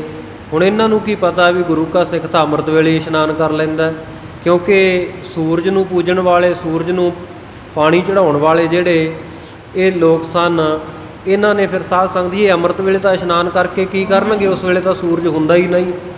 ਜਦੋਂ ਸੂਰਜ ਚੜ੍ਹਦਾ ਉਸ ਵੇਲੇ ਇਸ਼ਨਾਨ ਕਰਦੇ ਆ, ਸੂਰਜ ਨੂੰ ਪਾਣੀ ਚੜਾਉਂਦੇ। ਇਹਨਾਂ ਨੇ ਦੇਖਿਆ ਸੀ ਬਈ ਗੁਰੂ ਕਾ ਸਿੱਖ ਉਸ ਵੇਲੇ ਇਸ਼ਨਾਨ ਕਰਦਾ ਨਹੀਂ, ਇਹਨਾਂ ਨੂੰ ਲੱਗਦਾ ਵੀ ਇਸ਼ਨਾਨ ਹੀ ਨਹੀਂ ਕਰਦਾ ਹੋਣਾ, ਪਰ ਗੁਰੂ ਕਾ ਸਿੱਖ ਤਾਂ ਸਵਾ ਪਹਿਰ ਰਾਤ ਰਹਿੰਦੀ ਅੰਮ੍ਰਿਤ ਵੇਲੇ ਇਸ਼ਨਾਨ ਕਰਦਾ। ਪਰ ਇਹ ਰਾਜਾ ਲੋਕਾਂ ਦੀ ਸ਼ਿਕਾਇਤ ਸੁਣ ਕੇ ਗੁਰੂ ਕੇ ਸਿੱਖ ਮਨਸੁਖ ਸ਼ਾਹ ਨੂੰ ਇਹ ਸਵਾਲ ਕਰ ਰਿਹਾ ਵੀ ਤੂੰ ਸਾਡੀ ਤਰ੍ਹਾਂ ਪੂਜਾ ਅਰਚਨਾ ਨਹੀਂ ਕਰਦਾ, ਤਿਲਕ ਵੀ ਨਹੀਂ ਲਾਉਂਦਾ, ਆਪਣੀ ਰੀਤ ਨਿਰਾਲੀ। ਇਹ ਤੂੰ ਨਿਰਾਲੀ ਜੀ ਰੀਤ, ਵੱਖਰੀ ਜੀ ਰੀਤੀ ਮਰਿਆਦਾ ਆਪਣੀ ਕਰਦਾ ਹੈ। ਤੈਨੂੰ ਇਹ ਪੁੱਠੇ ਰਾਹ ਚੱਲਣ ਵਾਲੀ ਸਿੱਖਿਆ ਕਿਹਨੇ ਦੇ ਦਿੱਤੀ ਹੈ? ਉਸ ਵੇਲੇ ਭਾਈ ਮਨਸੁਖ ਸ਼ਾਹ ਕਹਿਣ ਲੱਗਾ, ਹੇ ਰਾਜਾ ਜੀ ਮੇਰੀ ਗੱਲ ਸੁਣ ਲਓ। ਇੱਕ ਵੀ ਕੁਤਰਕ, ਭੈੜੀ ਦਲੀਲ, ਹੁਜਤ ਮਨ ਦੇ ਵਿੱਚ ਨਾ ਰੱਖੋ। ਰਾਜਾ ਸਾਹਿਬ ਤੁਸੀਂ ਧਰਮੀ ਪੁਰਸ਼ ਹੋ ਤੇ ਤੁਹਾਨੂੰ ਪਤਾ ਹੀ ਹੈ ਇਹ ਜਿਹੜਾ ਸੰਸਾਰ ਇੱਕ ਬਿਰਛ ਦੀ ਤਰ੍ਹਾਂ ਹੈ, ਤੇ ਧਰਮੀ ਹੋਣ ਦੇ ਨਾਤੇ ਤੁਹਾਨੂੰ ਪਤਾ ਹੈ ਵੀ ਮੁਕਤੀ ਦਾ ਜਿਹੜਾ ਫਲ ਇਹ ਸੰਸਾਰ ਦੇ ਵਿੱਚ ਸਭ ਤੋਂ ਸਿਖਰਲਾ ਫਲ ਹੈ, ਸਭ ਤੋਂ ਉੱਤਮ, ਸਭ ਤੋਂ ਅੰਤਮ ਫਲ ਜਿਹੜਾ ਇਹ ਮੁਕਤੀ ਦਾ ਫਲ ਹੈ। ਅੰਤ ਲਹੇਂਗੇ ਮੁਕਤ ਫਲ ਪਾਵਹਿੰਗੇ ਭਗਵੰਤ। ਇਹ ਮੁਕਤੀ ਦਾ ਫਲ ਜਿਹੜਾ ਸਿਖਰ ਤੇ ਹੈ। ਉਸ ਮੁਕਤੀ ਦੇ ਫਲ ਦੀ ਪ੍ਰਾਪਤੀ ਵਾਸਤੇ ਦੋ ਪ੍ਰਕਾਰ ਦੇ ਪੰਥ, ਦੋ ਪ੍ਰਕਾਰ ਦੇ ਰਸਤੇ ਹਨ, ਰਾਹ ਹਨ। ਸਾਰੇ ਸਾਧੂ ਮਹਾਤਮਾ ਤੇ ਜਿਹੜੇ ਧਰਮ ਗ੍ਰੰਥ ਹੈ ਉਹ ਇਸ ਗੱਲ ਨੂੰ ਕਹਿੰਦੇ ਹਨ, ਗਵਾਹੀ ਦਿੰਦੇ ਹਨ ਇਸ ਗੱਲ ਦੀ। ਇੱਕ ਵਿਹੰਗ, ਇੱਕ ਕੀਟੀ ਰੀਤਾ। ਉਹ ਦੋ ਮਾਰਗ, ਦੋ ਰਸਤੇ ਕਿਹੜੇ ਆ? ਇੱਕ ਤਾਂ ਹੈ ਵਿਹੰਗ ਮਾਰਗ ਤੇ ਇੱਕ ਕੀਟੀ ਰੀਤਾ। ਇੱਕ ਤਾਂ ਪੰਛੀ ਮਾਰਗ ਹੈ, ਵਿਹੰਗ ਨਾਮ ਪੰਛੀ ਦਾ ਹੈ, ਤੇ ਇੱਕ ਕੀਟੀ ਰੀਤਾ, ਇੱਕ ਕੀੜੀ ਦੀ ਰੀਤੀ ਹੈ, ਕੀੜੀ ਦਾ ਮਾਰਗ ਹੈ। ਦੋ ਤਰ੍ਹਾਂ ਦੇ ਰਸਤੇ ਹੈ, ਇੱਕ ਕੀੜੀ ਵਾਲਾ ਰਸਤਾ ਹੈ, ਇੱਕ ਪੰਛੀ ਵਾਲਾ ਰਸਤਾ ਹੈ। ਨਿਰੰਤਰ ਪਾਏ ਸਭ ਪ੍ਰੀਤਾ। ਸੋ ਪ੍ਰੀਤੀ ਦੇ ਸਹਿਤ ਸਾਰੇ ਧਰਮਾਂ ਨੂੰ ਮੰਨਣ ਵਾਲੇ ਇਹਨਾਂ ਦੋਵਾਂ ਰਸਤਿਆਂ ਦੇ ਉੱਤੇ ਚੱਲਦੇ ਹਨ। ਜਿਨ ਕੋ ਸਤਿਗੁਰ ਮਿਲੇ ਕਿਰਪਾਲਾ, ਜਿਨ੍ਹਾਂ ਨੂੰ ਕਿਰਪਾ ਦੇ ਘਰ ਸਤਿਗੁਰੂ ਸੱਚੇ ਪਾਤਸ਼ਾਹ ਮਿਲ ਜਾਣ, ਤੇ ਭਗ ਜਿਉ ਪਹੁੰਚੇ ਤਤ ਕੱਲਾ। ਉਹ ਜਿਹੜੇ ਮਨੁੱਖ ਹੈ ਉਸ ਪੰਛੀ ਮਾਰਗ ਦੇ ਉੱਤੇ ਚੱਲਦੇ ਆ, ਕਿਉਂਕਿ ਗੁਰੂ ਸਾਹਿਬ ਨੇ ਸਾਨੂੰ ਪੰਛੀ ਮਾਰਗ ਦਿੱਤਾ ਭਾਈ। ਜਿਵੇਂ ਪੰਛੀ ਉਡਾਰੀ ਮਾਰ ਕੇ ਸਹਿਜੇ ਦਰਖਤ ਦੀ ਟੀਸੀ ਤੇ ਜਾ ਪਹੁੰਚਦਾ, ਤੇ ਕੀੜੀ ਵਿਚਾਰੀ ਉਹ ਤਾਂ ਹੌਲੀ ਹੌਲੀ ਜਾਊਗੀ ਨਾ, ਪਹਿਲਾਂ ਜੜ੍ਹ ਦੇ ਉੱਤੇ ਤਣੇ ਦੇ ਉੱਤੇ ਚੜ੍ਹੂ, ਉੱਥੇ ਕਈ ਵਾਰ ਡਿੱਗੂ, ਫਿਰ ਹੌਲੀ ਹੌਲੀ ਟਾਹਣੀਆਂ ਪੱਤਿਆਂ ਉੱਤੋਂ ਦੀ ਹੁੰਦੀ, ਫਿਰ ਕਿਤੇ ਬਹੁਤ ਲੰਮੇ ਸਮੇਂ ਬਾਅਦ ਸਿਖਰ ਤੇ ਪਹੁੰਚ ਸਕਦੀ ਹੈ। ਪਰ ਜਿਨ੍ਹਾਂ ਨੂੰ ਪੂਰਾ ਗੁਰੂ ਮਿਲ ਜਾਏ, ਕਿਰਪਾ ਦਾ ਘਰ ਮਿਲ ਜਾਏ, ਭਾਈ ਮਨਸੁਖ ਸ਼ਾਹ ਕਹਿਣ ਲੱਗਾ, ਉਹ ਇਸ ਖਗ ਮਾਰਗ ਦੇ ਰਾਹੀਂ ਮੁਕਤੀ ਦੇ ਫਲ ਦੇ ਕੋਲ ਪਹੁੰਚ ਜਾਂਦੇ ਹਨ। ਮਿਲੇ ਨ ਸਤਿਗੁਰ ਜਿਨ ਕੋ ਪੂਰੇ, ਪਰ ਜਿਨ੍ਹਾਂ ਨੂੰ ਪੂਰਾ ਸਤਿਗੁਰੂ ਨਹੀਂ ਪ੍ਰਾਪਤ ਹੁੰਦਾ, ਜਿਨ ਕੋ ਫਲ ਦੇਨੋ ਅਤ ਦੂਰੇ। ਜਿਵੇਂ ਕੀੜੀ ਨੂੰ ਫਲ ਪ੍ਰਾਪਤ ਕਰਨਾ ਬਹੁਤ ਦੂਰ ਦੀ ਗੱਲ ਹੁੰਦੀ ਹੈ, ਸੋ ਉਹਨਾਂ ਲੋਕਾਂ ਵਾਸਤੇ ਵੀ ਮੁਕਤੀ ਦੇ ਫਲ ਦੀ ਪ੍ਰਾਪਤੀ ਬੜੀ ਦੂਰ ਹੈ। ਤਿਨ ਕੀ ਗਤ ਕੀ ਨਿਆਈ, ਉਹਨਾਂ ਨੂੰ ਵੀ ਉਹ ਮੁਕਤੀ ਦਾ ਫਲ ਪ੍ਰਾਪਤ ਤਾਂ ਹੋ ਜਾਂਦਾ, ਪਰ ਕੀਟੀ ਕੀ ਨਿਆਈ, ਜਿਵੇਂ ਕੀੜੀ ਹੌਲੀ ਹੌਲੀ ਚੜ੍ਹਦੀ ਆ, ਇਸ ਤਰ੍ਹਾਂ ਕਹਿੰਦੇ ਹੌਲੀ ਹੌਲੀ ਪ੍ਰਾਪਤੀ ਹੁੰਦੀ ਹੈ ਮੁਕਤੀ ਦੇ ਫਲ ਦੀ ਉਹਨਾਂ ਨੂੰ। ਦੁਸਤਰ ਪਹੁੰਚਣ ਹੈ ਤੇ ਥਾਈ, ਬੜਾ ਦੁਸ਼ਟਰ ਹੈ, ਬੜੀ ਕਠਿਨਾਈ ਹੈ ਕੀੜੀ ਨੂੰ ਉਸ ਫਲ ਦੇ ਤਾਈਂ ਪਹੁੰਚਣ ਤੱਕ। ਤੁਮਾ ਇਕਾਦਸ਼ੀ ਬ੍ਰਤ ਰਖੰਤੇ, ਤੁਸੀਂ ਇਕਾਦਸ਼ੀ ਥਿਤ ਨੂੰ ਵਰਤ ਰੱਖਦੇ ਹੋ। ਦਿਨ 15ਵੇਂ ਸੰਯਮ ਕਰੰਤੇ, 15ਵੇਂ ਦਿਨ, ਕਿਉਂਕਿ ਹਰੇਕ 15 ਦਿਨਾਂ ਬਾਅਦ ਇਹ ਇਕਾਦਸ਼ੀ ਆਉਂਦੀ ਆ। 15 ਦਿਨਾਂ ਦੇ ਦੋ ਪੱਖ ਹੁੰਦੇ ਆ ਚੰਦਰਮਾ ਦੇ। ਚੰਦਰਮਾ ਦੀ 10ਵੀਂ ਤੋਂ ਬਾਅਦ ਵਾਲੀ ਜਿਹੜੀ 11ਵੀਂ ਥਿਤ ਹੈ, ਇਹਨੂੰ ਇਕਾਦਸ਼ੀ ਕਿਹਾ ਜਾਂਦਾ। 10 ਅਤੇ 1 11, 11ਵੀਂ ਨੂੰ ਇਕਾਦਸ਼ੀ ਕਿਹਾ ਜਾਂਦਾ ਹੈ। ਸੋ ਗੁਰੂ ਕਾ ਸਿੱਖ ਕਹਿੰਦਾ ਵੀ 15 ਦਿਨਾਂ ਦੇ ਬਾਅਦ ਤੁਸੀਂ ਇਹ ਸੰਜਮ ਕਰਦੇ ਹੋ। ਕਾਮ ਕ੍ਰੋਧ ਮਨ ਪੁਨ ਖਾਨ ਰੂਪਾਨਾ, ਕਾਮ ਕ੍ਰੋਧ ਤੇ ਹੋਰ ਜਿਹੜਾ ਖਾਣਾ ਪੀਣਾ ਹੈ। ਇੱਕ ਦਿਨ ਤੁਮਨਾ ਕਰਤ ਆਦਾਨਾ, ਪਰ ਰਾਜਾ ਸਾਹਿਬ ਤੁਸੀਂ ਕਹਿੰਦੇ ਇਹ ਨਿੱਤਾ ਪ੍ਰਤੀ ਨਹੀਂ ਕਰਦੇ, ਇੱਕ ਦਿਨ ਹੀ ਇਹ ਕਰਦੇ ਹੋ। ਆਦ ਸੰਜਮ ਮੈਂ ਸੰਤ ਸਦੀਵਾ, ਪਰ ਐਸਾ ਜਿਹੜਾ ਸੰਜਮ ਹੈ, ਕਾਮ ਕ੍ਰੋਧ ਲੋਭ ਮੋਹ ਹੰਕਾਰ ਤੋਂ ਰਹਿਤ ਹੋਣਾ, ਖਾਣਾ ਪੀਣਾ ਜਿਹੜਾ ਸੰਜਮ ਦੇ ਵਿੱਚ ਹੀ ਲੋੜ ਦੇ ਮੁਤਾਬਕ ਹੀ ਛਕਣਾ, ਇਹ ਗੁਰੂ ਕੇ ਸਿੱਖਾਂ ਦਾ ਹਮੇਸ਼ਾ ਦਾ ਹੀ ਸਦੀਵ ਦਾ ਹੀ ਸੰਜਮ ਹੈ। ਵਰਤਦ ਹੈ ਨਿਜ ਮਨ ਕਰ ਨੀਵਾ, ਔਰ ਆਪਣੇ ਮਨ ਨੂੰ ਨੀਵਾਂ ਨਿਮਰਤਾ ਸਹਿਤ ਕਰਕੇ ਵਰਤਦੇ ਹਨ ਗੁਰੂ ਕੇ ਪਿਆਰੇ। ਥੋੜੋ ਖਾਨ ਸੈਨ ਪੁਨ ਥੋੜਾ, ਥੋੜਾ ਹੀ ਖਾਣਾ ਤੇ ਥੋੜਾ ਹੀ ਸੌਣਾ। ਤਿਨ ਪਰ ਕਾਮ ਨਾ ਕ੍ਰੋਧ ਨਾ ਜੋਰਾ, ਜਿਹੜੇ ਥੋੜਾ ਖਾਂਦੇ ਤੇ ਥੋੜਾ ਸੌਂਦੇ ਆ ਨਾ, ਉਹਨਾਂ ਦੇ ਉੱਤੇ ਕਾਮ ਕ੍ਰੋਧ ਲੋਭ ਮੋਹ ਹੰਕਾਰ ਆਦਿਕ ਜਿਹੜੇ ਵਿਕਾਰ ਆ, ਇਹਨਾਂ ਦਾ ਕੋਈ ਜ਼ੋਰ ਨਹੀਂ ਚੱਲਦਾ। ਇਸ ਕਰਕੇ ਸਤਿਗੁਰੂ ਦਸ਼ਮੇਸ਼ ਪਿਤਾ ਜੀ ਨੇ ਬਚਨ ਕੀਤੇ ਹਨ, ਅਲਪ ਆਹਾਰ ਸੁਲਭ ਸੀ ਨਿਦਰਾ, ਦਇਆ ਸ਼ਿਮਾ ਤਨ ਪ੍ਰੀਤ। ਗੁਰੂ ਕਾ ਸਿੱਖ ਥੋੜਾ ਸਵੈ ਔਰ ਥੋੜਾ ਹੀ ਖਾਵੈ। ਲੋੜ ਦੇ ਮੁਤਾਬਕ ਸਰੀਰ ਨੂੰ ਪਾਲਣ ਹਿੱਤੀ ਛਕਣਾ, ਕਿਉਂਕਿ ਸਾਧ ਸੰਗਤ ਜੀ ਅਸੀਂ ਸੰਸਾਰ ਦੇ ਵਿੱਚ ਜਿਉਣ ਵਾਸਤੇ ਖਾਂਦੇ ਆ, ਨਾ ਕਿ ਖਾਣ ਵਾਸਤੇ ਜਿਉਂਦੇ ਆ। ਇਸ ਕਰਕੇ ਸਰੀਰ ਦੀ ਪਾਲਣਾ ਹਿੱਤ ਸੰਜਮ ਦੇ ਸਹਿਤ ਛਕਣਾ ਇਹ ਸਤਿਗੁਰੂ ਜੀ ਨੇ ਸਿਧਾਂਤ ਦਿੱਤਾ ਹੈ। ਔਰ ਜਿਹੜਾ ਸੰਜਮੀ ਜੀਵਨ ਰੱਖਦਾ ਹੈ, ਉਹਦੇ ਉੱਤੇ ਕਾਮ ਕ੍ਰੋਧ ਇਤਿਆਦਿਕ ਜ਼ੋਰ ਨਹੀਂ ਪਾ ਸਕਦੇ। ਦਿਵਸ 15ਵੇਂ ਜਗ ਮੈਂ ਆਵੇ, ਜਦੋਂ ਸੰਸਾਰ ਦੇ ਵਿੱਚ ਇਹ 15ਵਾਂ ਦਿਨ ਇਕਾਦਸ਼ੀ ਵਾਲਾ ਆਉਂਦਾ ਹੈ, ਬ੍ਰਤ ਇਕਾਦਸ਼ੀ ਜੋ ਪਹਿਲਾਵੇ, ਜਿਸ ਦਿਨ ਤੁਸੀਂ ਵਰਤ ਰੱਖਦੇ ਹੋ ਤੇ ਇਹ ਇਕਾਦਸ਼ੀ ਦਾ ਦਿਨ ਕਹਾਉਂਦਾ ਹੈ। ਦੋਹਰਾ ਸੋ ਇਕਾਦਸ਼ੀ ਸਦਾਈ। ਗੁਰੂ ਕਾ ਸਿੱਖ ਭਾਈ ਮਨਸੁਖ ਸ਼ਾਹ ਕਹਿੰਦਾ, ਰਾਜਾ ਸ਼ਿਵਨਾਬ ਜੀ, ਇਹੋ ਜੀ ਇਕਾਦਸ਼ੀ, ਇਹੋ ਜਿਹਾ ਵਰਤ ਗੁਰੂ ਕੇ ਸਿੱਖ ਸੰਤ ਸਦਾ ਹੀ ਰੱਖਦੇ ਹਨ। ਸੰਤਨ ਕੇ ਮਨ ਮਾਹੇ, ਸਾਧੂਆਂ ਸੰਤਾਂ ਦੇ ਮਨ ਦੇ ਵਿੱਚ ਤਾਂ ਸਦਾ ਹੀ ਇਕਾਦਸ਼ੀ ਹੈ। ਉਹਨਾਂ ਵਾਸਤੇ ਤਾਂ ਨਿੱਤਾ ਪ੍ਰਤੀ ਇਕਾਦਸ਼ੀ, ਜਿਵੇਂ ਕਹਿੰਦੇ ਨੇ ਵੀ 8 ਪਹਿਰ ਬਸੰਤ, ਸੋ ਰੱਬ ਦੇ ਪਿਆਰਿਆਂ ਵਾਸਤੇ ਸਦਾ ਹੀ ਇਕਾਦਸ਼ੀ ਹੈ। ਜੋ ਤੂੰ ਭਾਗਤ ਬ੍ਰਤ ਕੋ, ਜਿਹੜਾ ਤੂੰ ਵਰਤ ਰੱਖਣ ਦੀ ਗੱਲ ਕਹਿੰਦਾ ਹੈ, ਗਤ ਐਸੀ ਲਖ ਕਾਹੇ, ਉਹਦੀ ਗਤੀ ਉਹਦੀ ਦਸ਼ਾ ਇਸ ਤਰ੍ਹਾਂ ਜਾਣ ਲੈ। ਗਈ ਪੁਨ ਮੱਜਣ ਕੀ ਗਾਥਾ ਸੁਣੀਏ। ਫਿਰ ਕਹਿੰਦੇ ਇਹ ਤਾਂ ਅਸੀਂ ਵਰਤ ਦੀ ਗੱਲ ਵੀ ਅਸੀਂ ਵਰਤ ਕਿਵੇਂ ਰੱਖਦੇ ਹਾਂ। ਹੁਣ ਕਹਿੰਦੇ ਇਸ਼ਨਾਨ ਦੀ ਜਿਹੜੀ ਗਾਥਾ ਹੈ, ਇਸ਼ਨਾਨ ਦੀ ਕਥਾ ਵੀ ਸੁਣ ਲੈ।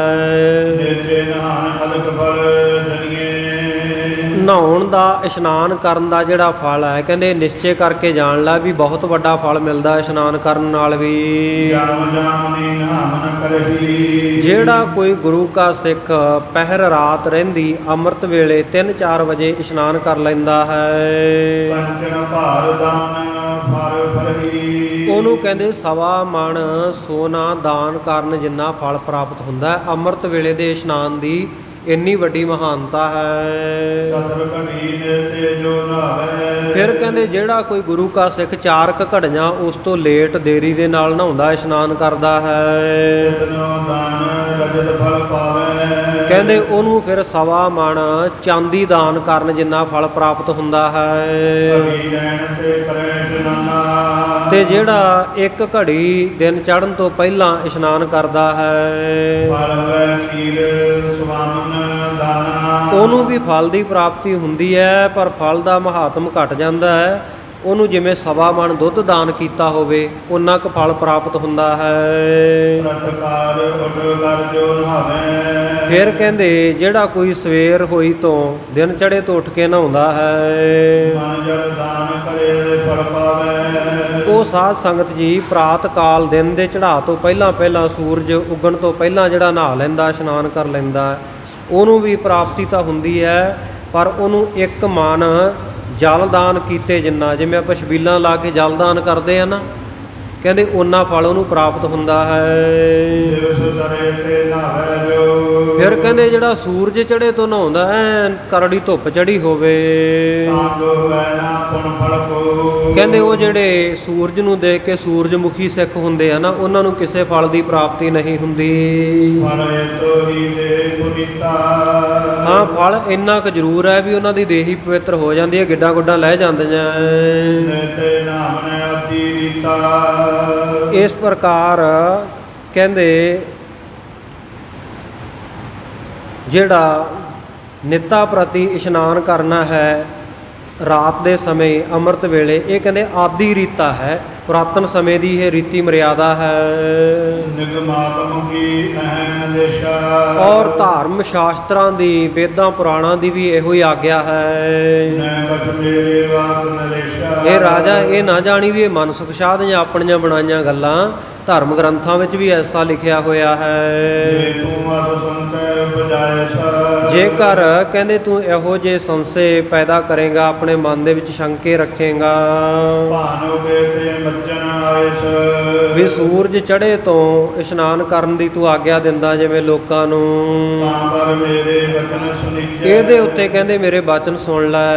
ਜੀਕੇ ਸਮਤ ਧਾਰਨ ਮਨ ਵਿਚੈ। ਇਹ ਰਾਜਾ ਚੰਗੀ ਜਿਹੜੀ ਸ਼ੁਭ ਮੱਤ ਹੈ ਇਹਨੂੰ ਧਾਰਨ ਕਰ ਲੈ ਮਨ ਵਿੱਚ। ਦੋਹਰਾ ਇਤਕ ਦਿਨ ਤੇ ਤ੍ਰੈ ਪਰਵਤੀ। ਕਹਿੰਦੇ ਕਿੰਨੇ ਦਿਨਾਂ ਤੋਂ ਇਹ ਮਰਿਆਦਾ ਕਿੰਨੇ ਕੁ ਸਮੇਂ ਤੋਂ ਪ੍ਰਚਲਿਤ ਹੋਈ ਹੈ, ਕਰਮ ਕਾਂਡ ਕੀ ਰੀਤ। ਜਿਹੜੀ ਕਰਮ ਕਾਂਡਾਂ ਦੀ ਰੀਤੀ ਮਰਿਆਦਾ ਹੈ। ਕਰੈ ਨਹਾਨ ਰਬ ਉਦੈ ਤੇ। ਜਿਹੜਾ ਸੂਰਜ ਚੜ੍ਹੇ ਤੋਂ ਇਸ਼ਨਾਨ ਕਰਨਾ ਨਹਾਉਣਾ ਹੈ, ਅਸਬਦ ਸਮਝੋ ਕੀ। ਇਹਨੂੰ ਕਹਿੰਦੇ ਇਸ ਤਰੀਕੇ ਨਾਲ ਮਨ ਵਿੱਚ ਸਮਝ ਲੈ। ਰਾਬਈ ਜਾਮ ਜਾਮਨੀ ਮੱਜਨ ਕਰਕੇ। ਪਹਿਰ ਰਾਤ ਰਹਿੰਦੀ ਅੰਮ੍ਰਿਤ ਵੇਲੇ ਇਸ਼ਨਾਨ ਕਰਕੇ। ਸਿਮਰੈ ਨਾਮ ਪ੍ਰੇਮ ਔਰ ਧਰਕੈ। ਜਿਹੜਾ ਕੋਈ ਰੱਬ ਦਾ ਨਾਮ ਹਿਰਦੇ ਵਿੱਚ ਪ੍ਰੇਮ ਧਾਰਨ ਕਰਕੇ ਸਿਮਰਦਾ ਹੈ, ਮਹਿਮਾ ਜਾਗਨ ਪਿਛਲੀ ਰਹਿਣਾ। ਪਿਛਲ ਰਾਤ ਜਾਗਣ ਦੀ ਜਿਹੜੀ ਅੰਮ੍ਰਿਤ ਵੇਲੇ ਜਾਗਣ ਦੀ ਜਿਹੜੀ ਮਹਿਮਾ ਹੈ, ਨਿਗਮਾਗਮ ਭਾਗਵਤ ਕੈ ਬੈਨਾ। ਉਸ ਨੂੰ ਸਾਰੇ ਧਰਮ ਗ੍ਰੰਥ ਵੀ ਕਹਿੰਦੇ ਭਾਖਦੇ ਕਹਿੰਦੇ ਹਨ, ਬਚਨ ਲਿਖੇ ਹਨ ਐਸੇ।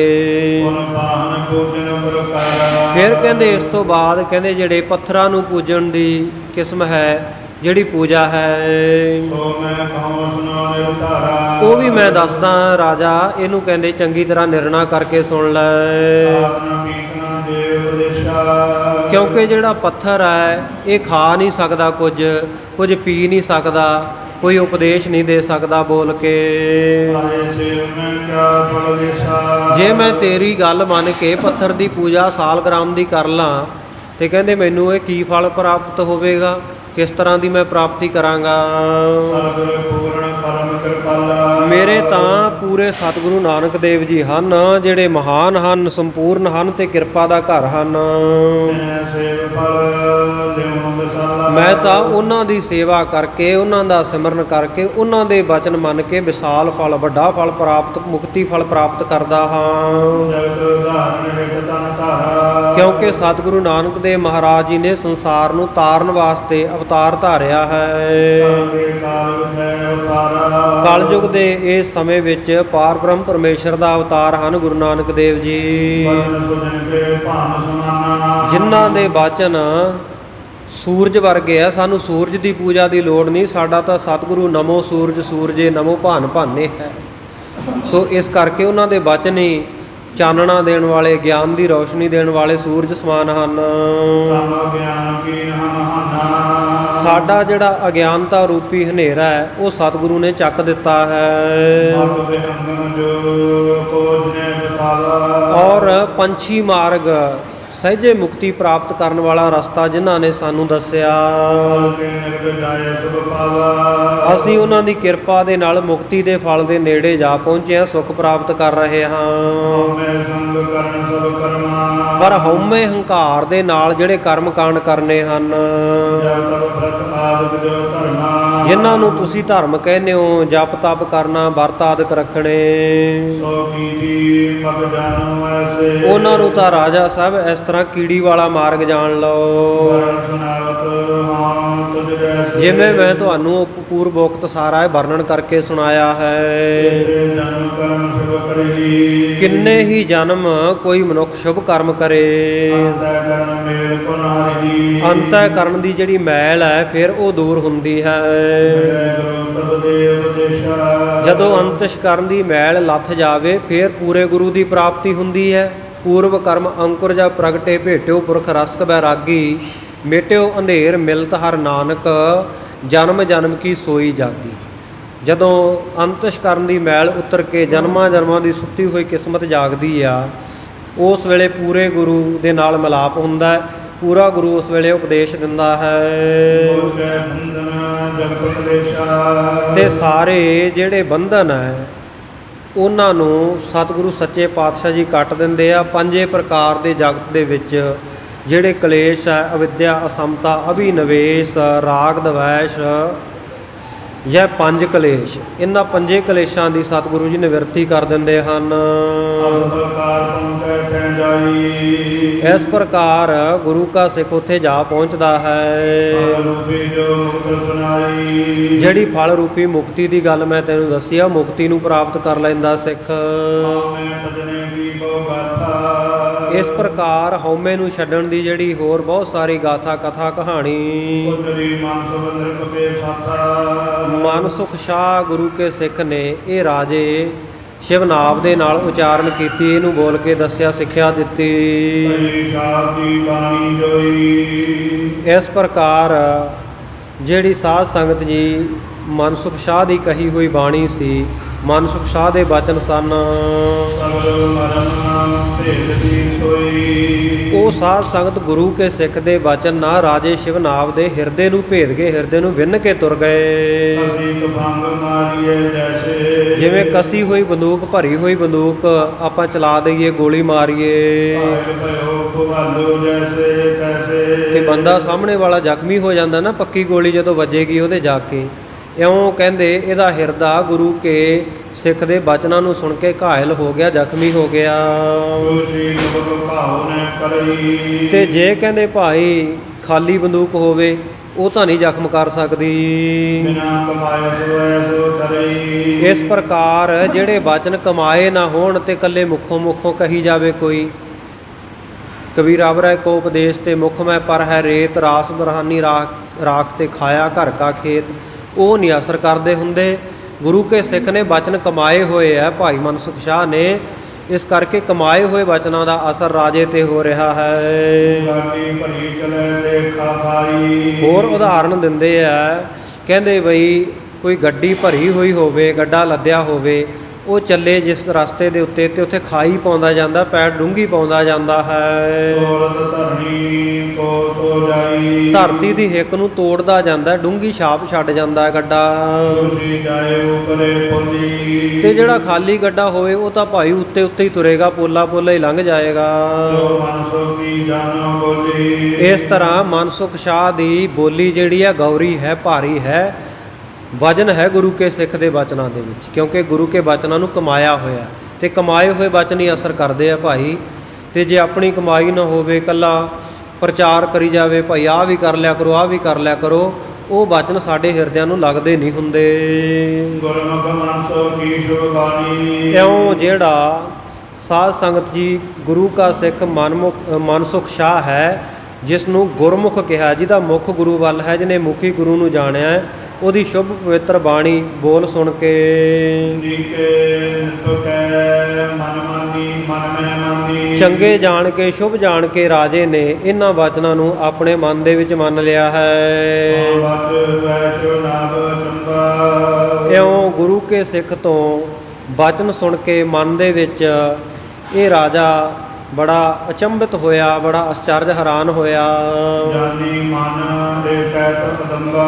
ਮਨ ਦੇ ਵਿੱਚ ਇਹ ਗੱਲ ਮੰਨ ਲਈ, ਜਾਣ ਲਈ ਕਿ ਗੁਰੂ ਕਾ ਸਿੱਖ ਅਦੰਬਾ ਨਿਰਛਲ ਹੈ, ਕੋਈ ਛਲ ਕਪਟ ਨਹੀਂ ਹੈ ਇਹਦੇ ਵਿੱਚ। ਇਸ ਤੋਂ ਮਿਲਿਓ ਗੁਰੂ ਪੂਰਾ। ਇਸ ਨੂੰ ਤਾਂ ਪੂਰਾ ਗੁਰੂ ਮਿਲ ਗਿਆ ਹੈ, ਆਇਓ ਗਿਆਨ ਕੀਓ ਭ੍ਰਮ ਦੂਰਾ। ਜਿਸ ਤੋਂ ਇਹਨੇ ਗਿਆਨ ਦੀ ਪ੍ਰਾਪਤੀ ਕਰ ਲਈ ਹੈ ਤੇ ਭਰਮ ਦੂਰ ਕਰ ਲਿਆ ਹੈ। ਆਸ ਵਿਚਾਰ ਕਰ ਬੋਲਿਓ ਬਾਣੀ। ਇਹ ਵਿਚਾਰ ਕਰਕੇ ਰਾਜਾ ਸ਼ਿਵਨਾਭ ਬੋਲਿਆ, ਧਨ ਸ਼ਾਹ ਸਮਤੇ ਗੁਣ ਖਾਨੀ। ਕਹਿਣ ਲੱਗਾ, ਹੈ ਮਨਸੁਖ ਸ਼ਾਹ ਗੁਰੂ ਕੇ ਸਿੱਖਾ, ਤੂੰ ਸਮਤਵਾਨ ਹੈ, ਸਿਆਣਾ ਹੈ, ਗੁਣਾਂ ਦੀ ਖਾਨ ਹੈ, ਧਨ ਹੈ ਤੂੰ। ਕੌਣ ਗੁਰੂ ਤਵ ਨਾਮ ਅਲਾਓ। ਤੇਰਾ ਗੁਰੂ ਕੌਣ ਹੈ, ਮੈਨੂੰ ਉਹਨਾਂ ਦਾ ਨਾਮ ਦੱਸ। ਤੇਰੀ ਬਾਣੀ ਬੋਲ ਸੁਣਾਵੋ। ਜਿਨ੍ਹਾਂ ਦੀ ਬਾਣੀ ਤੂੰ ਮੈਨੂੰ ਪਹਿਲਾਂ ਸੁਣਾਈ ਹੈ, ਉਹਨਾਂ ਦੀ ਬਾਣੀ ਮੈਨੂੰ ਹੋਰ ਸੁਣਾ ਦੇ। ਨਿਕਟ ਬਿਕੈ ਪਾਵਾ। ਜਿਨ੍ਹਾਂ ਦੇ ਨੇੜੇ ਰਹਿ ਕੇ ਤੂੰ ਇਹ ਬ੍ਰਹਮ ਗਿਆਨ ਦੀ ਦਾਤ ਵਿਵੇਕ ਨੂੰ ਪ੍ਰਾਪਤ ਕੀਤਾ ਹੈ। ਉਹ ਆਸ ਕਲ ਮੈਂ ਜਗ ਪ੍ਰਗਟਾਵੈ। ਕਹਿੰਦੇ ਕੌਣ ਹੈ ਐਸਾ ਕਲਯੁਗ ਦੇ ਵਿੱਚ ਪ੍ਰਗਟ ਹੋਇਆ। ਸੋਨ ਨਰੇਸ਼ ਕੇ ਮਨ ਸੁਖ ਬੈਨਾ। ਮਨਸੁਖ ਸ਼ਾਹ ਨੇ ਰਾਜੇ ਦੀਆਂ ਗੱਲਾਂ ਸੁਣ ਕੇ ਕਹਿਓ ਨਾਮ ਸ੍ਰੀ ਗੁਰ ਗੁਣ ਐਨਾ। ਉਸ ਵੇਲੇ ਸਤਿਗੁਰੂ ਨਾਨਕ ਦੇਵ ਮਹਾਰਾਜ ਸੱਚੇ ਪਾਤਸ਼ਾਹ ਜੀ ਦਾ ਨਾਮ ਲੈ ਦਿੱਤਾ ਕਿ ਮੇਰੇ ਸਤਿਗੁਰੂ ਨਾਨਕ ਦੇਵ ਮਹਾਰਾਜ ਗੁਣਾਂ ਦਾ ਘਰ ਹਨ। ਸ੍ਰੀ ਨਾਨਕ ਸਭ ਪਾਪ ਹਾਰੀ। ਸਤਿਗੁਰੂ ਨਾਨਕ ਦੇਵ ਮਹਾਰਾਜ ਸਭ ਪਾਪਾਂ ਨੂੰ ਕੱਟਣ ਵਾਲੇ ਹਨ। ਅਸ ਕੈ ਪ੍ਰੇਮ ਬੜਿਓ ਗੁਰ ਭਾਰੀ। ਇਉਂ ਕਹਿ ਕੇ ਸਾਧ ਸੰਗਤ ਜੀ ਗੁਰੂ ਕੇ ਸਿੱਖ ਦੇ ਮਨ ਵਿੱਚ ਸਤਿਗੁਰੂ ਸੱਚੇ ਪਾਤਸ਼ਾਹ ਜੀ ਦਾ ਬਹੁਤ ਪ੍ਰੇਮ ਵੱਧ ਗਿਆ। ਗੁਰੂ ਸਾਹਿਬ ਦਾ ਜਦੋਂ ਨਾਮ ਲਿਆ, ਉਹਨਾਂ ਦੀ ਮਹਿਮਾ ਉਚਾਰਨ ਕੀਤੀ ਤੇ ਹਿਰਦਾ ਬੇਬਲ ਹੋ ਗਿਆ ਸਤਿਗੁਰੂ ਦੇ ਦਰਸ਼ਨ ਕਰਨ ਲਈ। ਗਦਗਦ ਬਾਣੀ ਪੁਲਕੇ ਅੰਗਾ। ਬਾਣੀ ਗਦਗਦ ਹੋ ਗਈ, ਕੰਠ ਰੁਕ ਗਿਆ ਗੁਰੂ ਕੇ ਸਿੱਖ ਦਾ ਤੇ ਅੰਗਾਂ ਵਿੱਚ ਪੁਲਕਾਵਲੀ ਆ ਗਈ, ਰੋਮ ਰੋਮ ਖੜਾ ਹੋ ਗਿਆ। ਲੋਚਨ ਸ਼ਾਵਾ ਨੀਰ ਮੰਗਾ। ਇਸ ਪ੍ਰਕਾਰ ਸਾਧ ਸੰਗਤ ਜੀ ਲੋਚਨ ਜਿਹੜੇ ਸਤਿਗੁਰੂ ਸੱਚੇ ਪਾਤਸ਼ਾਹ ਦੇ ਸਿੱਖ ਦੇ ਨੇਤਰ ਹੈ, ਸਤਿਗੁਰੂ ਸੱਚੇ ਪਾਤਸ਼ਾਹ ਜੀ ਰੂਪੀ ਜਲ ਨੂੰ ਪ੍ਰਾਪਤ ਕਰਨ ਵਾਸਤੇ ਉਤਸ਼ਾਹਿਤ ਹੋਏ।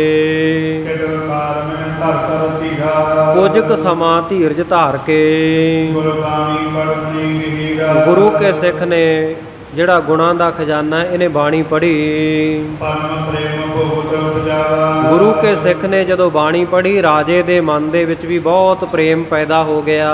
ਦਰਸ਼ਨ ਕਰਨਾ ਹੇਤ ਉਮਗਾਵਾ। ਸਤਿਗੁਰੂ ਸੱਚੇ ਪਾਤਸ਼ਾਹ ਜੀ ਦੇ ਦਰਸ਼ਨ ਕਰਨ ਵਾਸਤੇ ਇਹਦਾ ਹਿਰਦਾ ਵੀ ਉਮਗ ਗਿਆ।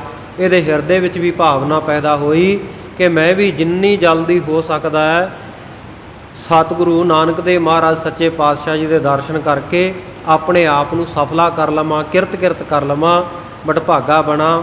ਇਉਂ ਭਾਈ ਪ੍ਰੇਮ ਦੇ ਨਾਲ ਗੁਰੂ ਕਾ ਸਿੱਖ ਮਨਸੁਖ ਸ਼ਾਹ ਜਿਹੜਾ ਬਾਣੀ ਪੜ੍ਹਨ ਵਾਲਾ ਹੈ, ਉਹਨੇ ਰਾਜੇ ਦਾ ਵੀ ਜਾ ਕੇ ਮਨ ਬਦਲ ਦਿੱਤਾ।